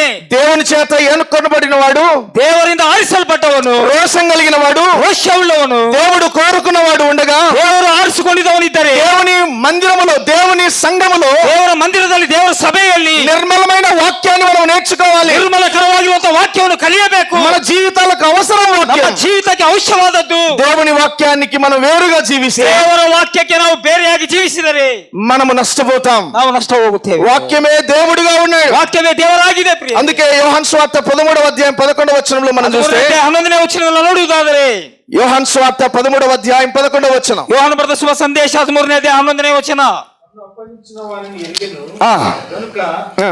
మీరు అందరూ పవిత్రులు కారని ఆయన చెప్పాను. ఆయన చెప్పెను అని అన్నాడు. తర్వాత రక్షణ మరి సమీపంగా ఉన్నది అని అన్నాడు కదా. లోపలికి వస్తే రక్షించబడతాం మనం. ಒಳಗೆ ಬಂದರೆ ರಕ್ಷಿಸಲ್ಪಡುತ್ತೇವೆ ನಾವು. ఆ రక్షణ సమీపముగా ఉన్నది మన ರಕ್ಷಣೆಯು ಹತ್ತಿರದಲ್ಲಿಯೇ ಇದೆ. లోపలికి వస్తే, ಒಳಗೆ ಬಂದರೆ దేవుని మందిరములో మనము జీవిస్తాం. దేవుని వాక్యం ద్వారా ದೇವರ ವಾಕ್ಯದ ಮುಖಾಂತರವಾಗಿ ನಾವು ಜೀವಿಸುತ್ತೇವೆ. మనం పోషించబడతాం. ನಾವು ಪೋಷಿಸಲ್ಪಡುತ್ತೇವೆ. ఆ ఆనందం, ఆశీర్వాదం పొందుకుంటాం. ಆ ಆನಂದ ಆಶೀರ್ವಾದ ನಾವು ಹೊಂದಿಕೊಳ್ಳುತ್ತೇವೆ. దేవుని మందిరములో మనం మేలు పొందుకుంటాం. ದೇವರ ಮಂದಿರದಲ್ಲಿ ನಾವು ಒಳ್ಳೆಯದನ್ನು ಹೊಂದಿಕೊಳ್ಳುತ್ತೇವೆ. దేవుని మందిరంలో కాపరి గద్దిస్తాడు, మనల్ని ದೇವರ హెచ్చరిస్తాడు. ಸನ್ನಿಧಾನದಲ್ಲಿ ಕುರುಬನು ಕುರಿಗಳನ್ನು ಗದರಿಸುತ್ತಾನೆ. ఆ గొర్రెల కాపరి గొర్రెలను గద్దిస్తా ఉంటాడు. ಆ ಕುರುಬನು ತನ್ನ ಕುರಿಗಳನ್ನು ಗದರಿಸುತ್ತಾ ఆ ಇರುತ್ತಾನೆ. గొర్రెలు కొన్ని రకాలుగా ఉంటాయి. ಆ ಕುರಿಗಳು ಕೆಲವೊಂದು ವಿಧವಾದ ರೀತಿಯಲ್ಲಿ ಇರುತ್ತದೆ. అమాయకపు గొర్రెలు ఉంటాయి. ಅದು ಒಂದು ರೀತಿಯಾಗಿರುವ ఇగ్నోరెన్స్ షీప్ అంటారు. అమాయపు గొర్రెలు అంటే ఎక్కడికి వెళ్ళాలో, ఏం చేయాలో, ಎಲ್ಲಿಗೆ ఎప్పుడు ఎలా ఉండాలో ಹೋಗಬೇಕು, తెలియదు. ಏನು ಮಾಡಬೇಕು, ಯಾವ ರೀತಿಯಾಗಿರಬೇಕು ಎಂಬುದಾಗಿ ತಿಳಿಯಲಾರದೇ ಇರುವಂತಹ ಒಂದು ಸ್ಥಿತಿ. ఆ గొర్రె కాపరితో ఏమాత్రం సంబంధం ఉండదు. ಆ ಕುರಿ ಕುರುಬನೊಂದಿಗೆ ಯಾವ ಒಂದು ಸಂಬಂಧವಿರುವುದಿಲ್ಲ. ఎక్కడికి వెళ్ళాలంటే అక్కడికి వెళ్తుంది, ఎప్పుడు రావాలంటే అప్పుడు వస్తుంది. ಎಲ್ಲಿಗೆ ಹೋಗಬೇಕಾದ್ರೆ ಅಲ್ಲಿ ಹೋಗುತ್ತದೆ, ಯಾವಾಗ ಬಾ ಅಂದ್ರೆ ಬರುತ್ತದೆ. దీన్ని అజ్ఞానపు గొర్రె అంటారు. ಇದು ಅಜ್ಞಾನದ ಕುರಿ ಎಂಬುದಾಗಿ ಹೇಳುತ್ತೇವೆ. నేను ఎక్కడికి వెళ్తే, ఏం చేస్తే, ఎలాగుంటే ఈయనకెందుకు అనుకుంటుంది. ನಾನು ಎಲ್ಲಿಗೆ ಹೋದರೆ ಏನು ಮಾಡಿದರೂ ಕೂಡ ಈ ಕುರುಬನಿಗೆ ಯಾಕೆ, నేనేం చెప్పాలి ఈ నానేం కాపరికి, ಹೇಳ್ಬೇಕು? నాతో ఈయనకేం పని, ನನ್ನೊಂದಿಗೆ ಈತನಿಗೆ ಏನು ಕೆಲಸ, నా వ్యక్తిగతంగా నా ఇష్టం, ನನ್ನ ವ್ಯಕ್ತಿಗತವಾಗಿ ನನ್ನ ಇಷ್ಟ ಇದು, నా కుటుంబంలో విషయాలు ఈయనకెందుకు ನನ್ನ తెలియాలి. ಕುಟುಂಬಗಳ ವಿಷಯಗಳು ಈತನಿಗೆ ಯಾಕೆ.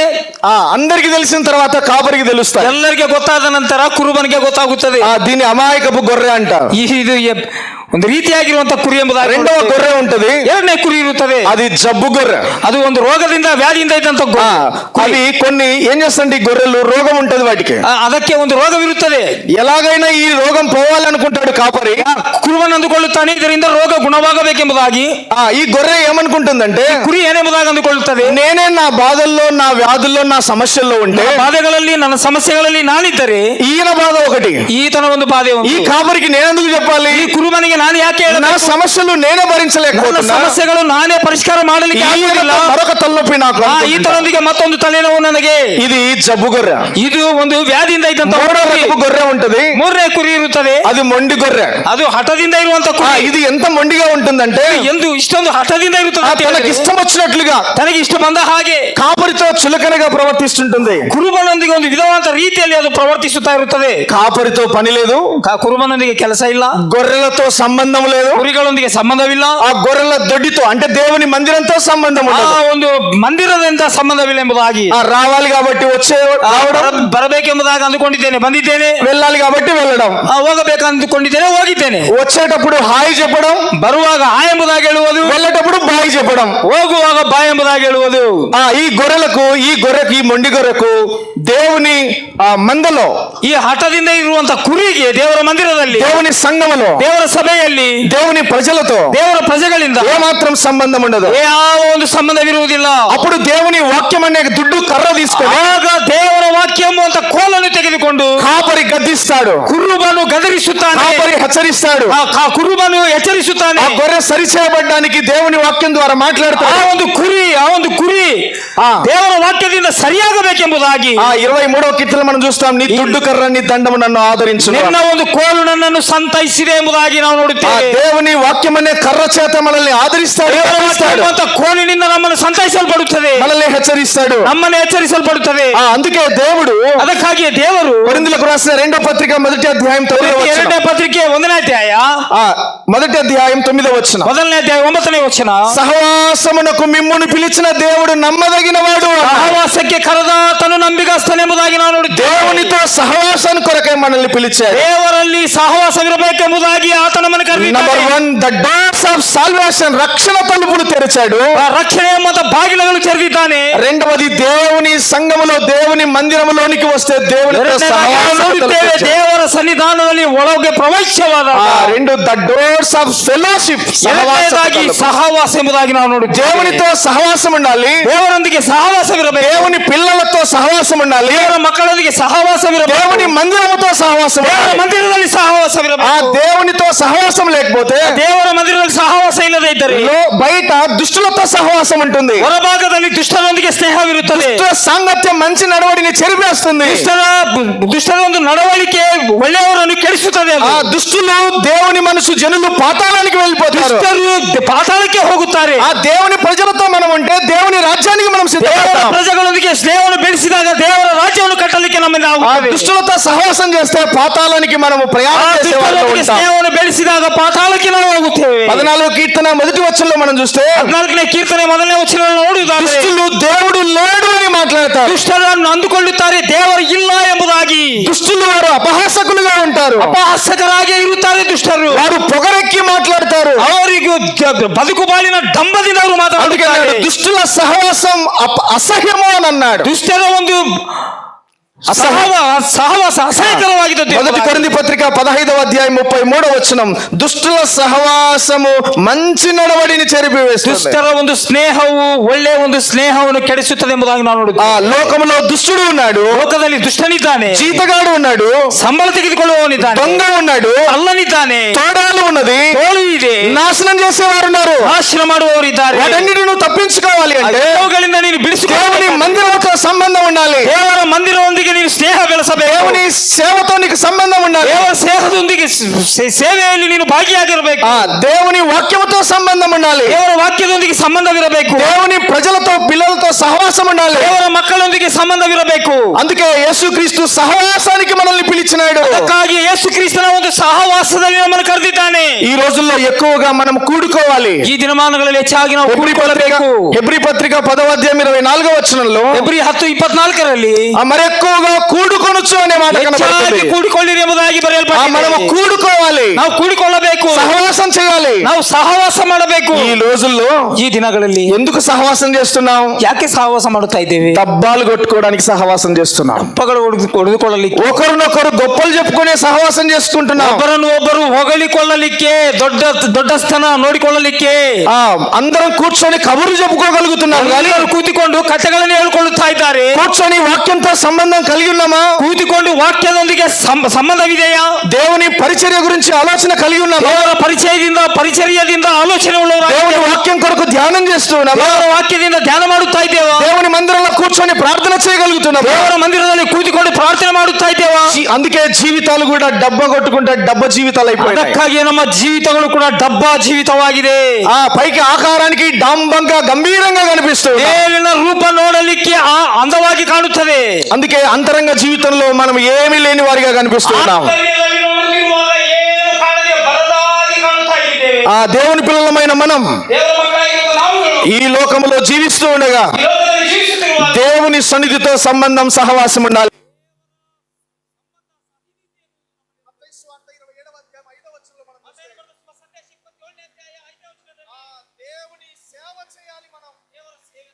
సేవ చేసేవాడుగా ఉండాలి మనం. ದೇವರ ಸೇವೆ ಮಾಡುವವನಾಗಿ దేవుని మందిరములో సేవ ఉన్నది. ದೇವರ ಮಂದಿರದಲ್ಲಿ ಸೇವೆ ಇದೆ. దేవుని మందిరంలో నీవు ఏ పని కలిగి ఉన్నావు? ನೀ ದೇವರ ಮಂದಿರದಲ್ಲಿ ಯಾವ ಒಂದು ಕೆಲಸದವನಾಗಿದ್ದಿ ನೀನು. నీవు దేవుని మందిరములో జీవం కలిగిన దేవుని సంఘములో ఉన్నావంటే ಉಳ್ಳಂತ ದೇವರ ಸಭೆಯಲ್ಲಿ ನೀನು ಇದ್ದಿದ್ದೆ ಅಂದರೆ నీలో జీవం ఉండాలి. ನಿನ್ನಲ್ಲಿ ಜೀವವಿರಬೇಕು. జీవంగా ఉండకూడదు. ನಿರ್ಜೀವಾಗಿರಬಾರದು. జీవం కలిగిన వాడు ಜೀವ ಉಳ್ಳವನು కాళ్ళు చేతులైనా సరే కదిలిస్తాడు. ಕೈ ಕಾಲುಗಳು ಅಲಗಾಡಿಸುತ್ತಾನೆ ಆತ. అలాగే బొమ్మలాగా కూర్చోడు. ಆ ರೀತಿಯ ಗೊಂಬೆಯಾಗಿ ಕೂತಿಕೊಳ್ಳುವುದಿಲ್ಲ. రాయిలాగా చలనం లేని రాయిలాగా ఉండడు. ಕಲ್ಲಿನ ಹಾಗೆ ಆತನು ಇರುವುದಿಲ್ಲ. ಅದೇ ರೀತಿಯಾಗಿ లోకములో ఉన్న వారికి, ಲೋಕದಲ್ಲಿದ್ದವರಿಗೆ, దేవుని మందిరములో దేవుని సంఘములో ఉన్న వారికి, ದೇವರ ಮಂದಿರದಲ್ಲಿ ದೇವರ ಸಭೆಯಲ್ಲಿದ್ದವರಿಗೆ తేడా ఎంతైనా అవసరం ప్రియులారా. ಯಾವ ವ್ಯತ್ಯಾಸ ನೋಡ್ರಿ ಪ್ರಿಯರಿ. లోకములో అందుకే అన్నాడు, లోకము దాని ఆశ గతించిపోవును అన్నాడు. ಲೋಕವು ತನ್ನ ಆಸೆಯಲ್ಲೂ ಕೂಡ ಗತಿಸಿ ಹೋಗುತ್ತದೆ. లోకంలో శరీరాశ, నేత్రాశ, జీవపు జంబం ఉన్నాయి. ಲೋಕದಲ್ಲಿ ಕಣ್ಣಿನ ಆಸೆ, ಶರೀರಾಸೆ, ಬದುಕು ಬಾಳಿನ ಡಂಬ. శరీరాశ అంటే ಶರೀರಾಸೆ ಅಂದರೆ సరదాల పిచ్చి, అంటే సరదాగా జీవించడం. ಆ ರೀತಿಯಾಗಿ ಜಾಲಿಯಾಗಿ ಜೀವಿಸುವುದು. నేత్రాశ అంటే ಕಣ್ಣಿನಾಸೆ ಅಂದರೆ సంపదల పిచ్చి, ಸಂಪದೆಗಳ ಒಂದು ಹುಚ್ಚಾಟ. జీవపు డంబము అంటే ಬದುಕು ಬಾಳಿನ ಡಂಬ ಅಂದರೆ పేరు పిచ్చి, పేరు కొరకు ప్రయత్నం చేయడం. ಆ ಹೆಸರು ಪ್ರಸಿದ್ಧಿ ಆಗಬೇಕೆಂಬುದಾಗಿ. అందుకే ఈ రోజుల్లో మనం చూస్తే ಅದಕ್ಕಾಗಿ ಈ ದಿನಗಳಲ್ಲಿ కూరకు తాలింపు అవసరం అంట. ఏమవసరం? కూరకు, ಮಾಂಸಕ್ಕೆ ಒಂದು కూరకు తాలింపు అవసరం, ಅವಶ್ಯವಿರುತ್ತದೆ. ಒಗ್ಗರಣೆ ಎನ್ನುವುದು ಅವಶ್ಯ. బట్టలకు జాడింపు అవసరం, బట్టలకు జాడింపు అవసరం. ಬಟ್ಟೆಗಳು ಒಗೆಯುವುದು ಅವಶ್ಯ. క్రైస్తవులకు పొగడింపు ఉన్నదట. ಕ್ರೈಸ್ತತ್ವರಿಗೆ ಹೊಗಳಿಕೆ ಎನ್ನುವುದು ಅವಶ್ಯ. కూరకు తాలింపు, బట్టలకు జాడింపు, క్రైస్తవులకు పొగడింపు ఈ రోజుల్లో ఎక్కువైపోయింది. ఈ ದಿನಗಳಲ್ಲಿ ಹೆಚ್ಚಾಗಿದೆ ಪ್ರಿಯರೇ. అందుకే జీవితాలు డబ్బా జీవితాలు అయిపోయాయి. ಜೀವಿತಗಳು ಡಬ್ಬಾ ಜೀವಿತಗಳಾಗಿ పొగడుకోవడం ఎక్కువైపోయింది. ಹೊಗಳಿಕೆ ಎನ್ನುವುದು ಬಹಳವಾಗಿದೆ. అందుకే దేవుడు మనకు ఆహ్వానిస్తూ ఉన్నాడు. ಅದಕ್ಕಾಗಿ ದೇವರು ఇదిగో తలుపు నీ ఎదుట తెరిచి ఉంచి ఉన్నాడు. ನಿನ್ನ ಮುಂದೆ ಬಾಗಿಲುಗಳನ್ನು ತೆರೆದಿದ್ದಾನೆ. ఎవరైనా లోపలికి వస్తే ಯಾವನಾದರೂ ಒಳಗೆ వాడు రక్షించబడిన వాడే, ಆತನು ರಕ್ಷಣೆ ಹೊಂದಿದವನು, వాడు ఆశీర్వదించబడిన వాడే, ಆತನ ಆಶೀರ್ವಾದ ಹೊಂದಿದವನು, వాడు ఆనందాన్ని పొందుతాడు, ಆತನ ಆನಂದವನ್ನು ಹೊಂದಿಕೊಳ್ಳುವನು, ఆశీర్వాదాన్ని పొందుతాడు, ಆಶೀರ್ವಾದ ಹೊಂದಿಕೊಳ್ಳುವನು, దేవుని నివాసం కలిగి ఉంటాడు, ದೇವರ ನಿವಾಸವುಳ್ಳವನಾಗಿ మేలును అనుభవిస్తాడు, ಒಳ್ಳೆಯದನ್ನು ಅನುಭವಿಸುತ್ತಾನೆ, అనేకులకు ఆశీర్వాదకరంగా జీవిస్తాడు. ಆಶೀರ್ವಾದಕರವಾಗಿರುತ್ತಾನೆ. బయట ఉంటే, ಹೊರಗೆ ಇದ್ದರೆ బయట దొంగ ఉన్నాడు, ಹೊರಭಾಗದಲ್ಲಿ ಕಳ್ಳನಿದ್ದಾನೆ, వాడు దోచుకొని వెళ్తాడు. ಕಳ್ಳತನ ಮಾಡಿಕೊಂಡು బయట జీతగాడు ఉన్నాడు, ಹೊರಭಾಗದಲ್ಲಿ ಸಂಬಳ వాడు ತೆಗೆದುಕೊಂಡು సమర్పణ లేని వాడిగా ఉన్నాడు. ಆತನ ಕ್ಷಮಾಪಣೆ ಇಲ್ಲದೆ బయట ಅವನಾಗಿದ್ದಾನೆ. అన్యుడు ఉన్నాడు, ಹೊರಭಾಗದಲ್ಲಿ ಅನ್ಯನಿದ್ದಾನೆ, వాడు కీడు చేసేవాడిగా ఉన్నాడు. ಕೇಡು ಮಾಡುವವನಾಗಿದ್ದಾನೆ. బయట తోడాలు ఉన్నది, ಹೊರಭಾಗದಲ್ಲಿ ತೋಳಿದೆ, నాశనం చేయడానికి ನಾಶನ వస్తున్నాడు. ಮಾಡಲಿಕ್ಕೆ ಬರುತ್ತಾ ಇದ್ದಾನೆ. నీవు దేవుని పిల్లలతో, దేవుని ప్రజలతో సంబంధం కలిగి ದೇವರ ఉంటావా? ಮಕ್ಕಳೊಂದಿಗೆ, ದೇವರ ಪ್ರಜೆಗಳೊಂದಿಗೆ ಸಂಬಂಧದಿಂದ ಇದ್ದೀಯಾ? లోకముతో నీకు సంబంధం కలిగి ఉంటావా? ಲೋಕದೊಂದಿಗೆ ಸಂಬಂಧದಿಂದ ಇದ್ದೀಯಾ? ఇదిగో తలుపు నీ ఎదుట తెరవబడి ఉన్నది. ಇಗೋ ಬಾಗಲು ನಿನ್ನ ಮುಂದೆ ತೆರೆಯಲ್ಪಟ್ಟಿದೆ. ఆశీర్వదించబడిన వాడు లోపలే ఉండాలి గాని బయట ఉండకూడదు. ಆಶೀರ್ವದಿಸಲ್ಪಟ್ಟಿದವನು ಒಳಭಾಗದಲ್ಲೇ ಇರಬೇಕು, ಹೊರತು ಹೊರಭಾಗದಲ್ಲಿ ఈ ಇರಬಾರದು. మాటలు ఆలకిస్తున్న నీవు ಈ ಮಾತುಗಳನ್ನು ಆಲೋಚಿಸಿರುವಂತ ನೀನು లోపలికి చెందిన వ్యక్తివిగా ఇక్కడున్నావా? ಒಳಭಾಗಕ್ಕೆ ಸಂಬಂಧಪಟ್ಟವನಾಗಿ ಇಲ್ಲಿದ್ದೀಯಾ? బయటికి చెందిన వ్యక్తిగా నీవున్నావా? ಹೊರಭಾಗಕ್ಕೆ ಸಂಬಂಧಪಟ್ಟ ವ್ಯಕ್ತಿಯವನಾಗಿದ್ದೀಯಾ? నీవు లోపలే ఉన్నావు గాని నీ మనసు బయటనే ఉన్నదా? ನೀನು ಒಳಗಿದ್ದಿ, ನಿನ್ನ ಮನಸ್ಸು ಹೊರಗೆ ಇದೆಯಾ? ఇశ్రాయేలు ప్రజలు, ಇಸ್ರಾಯೇಲ್ ಪ್ರಜೆಗಳು ఐగుప్తులో నుంచి విడిపించబడిన తర్వాత ಐಗುಪ್ತಿನ ಗುಲಾಮದಿಂದ ಬಿಡುಗಡೆ ಆಗಿದ వారు ನಂತರ బయటికి వచ్చారు గాని ಅವರು ಹೊರಗೆ ಬಂದಿದ್ದಾರೆ ಅಷ್ಟೇ. వారి మనస్సు ఐగుప్తులోనే ఉన్నది. ಅವರ ಮನಸ್ಸು ಪುನಃ ತಿರುಗಿ ಐಗುಪ್ತ ಮೇಲೆ ಹೋಗಿದೆ. నేను ನೀನು ನಾವು దేవుని సంఘములో, ದೇವರ ಸಭೆಯಲ್ಲಿ, దేవుని మందిరంలోనికి ದೇವರ వచ్చాం. ಮಂದಿರಕ್ಕೆ ಬಂದಂತ ನಾವುಗಳು, మన మనస్సు దేవునితోనే ఉన్నదా? ನಮ್ಮ ಮನಸ್ಸು ದೇವರೊಂದಿಗೆ ಇದೆಯಾ? లోకముతో ఉన్నదా? ಲೋಕದೊಂದಿಗೆ ಇದೆಯಾ? తీర్మానము నీదే, ಒಡಂಬಡಿಕೆ ನಿಂದು, ఆలోచన చేసుకో, ಆಲೋಚನೆ ಮಾಡಿ, నిర్ణయము నీదే. ನಿರ್ಣಯವು ನಿಂದೆಯಾ? దేవుడి కొద్ది తలంపులు దీవించును గాక. ದೇವರಿಗೆ ಸ್ವಲ್ಪ ಮಾತುಗಳನ್ನು ಆಶೀರ್ವದಿಸಮ.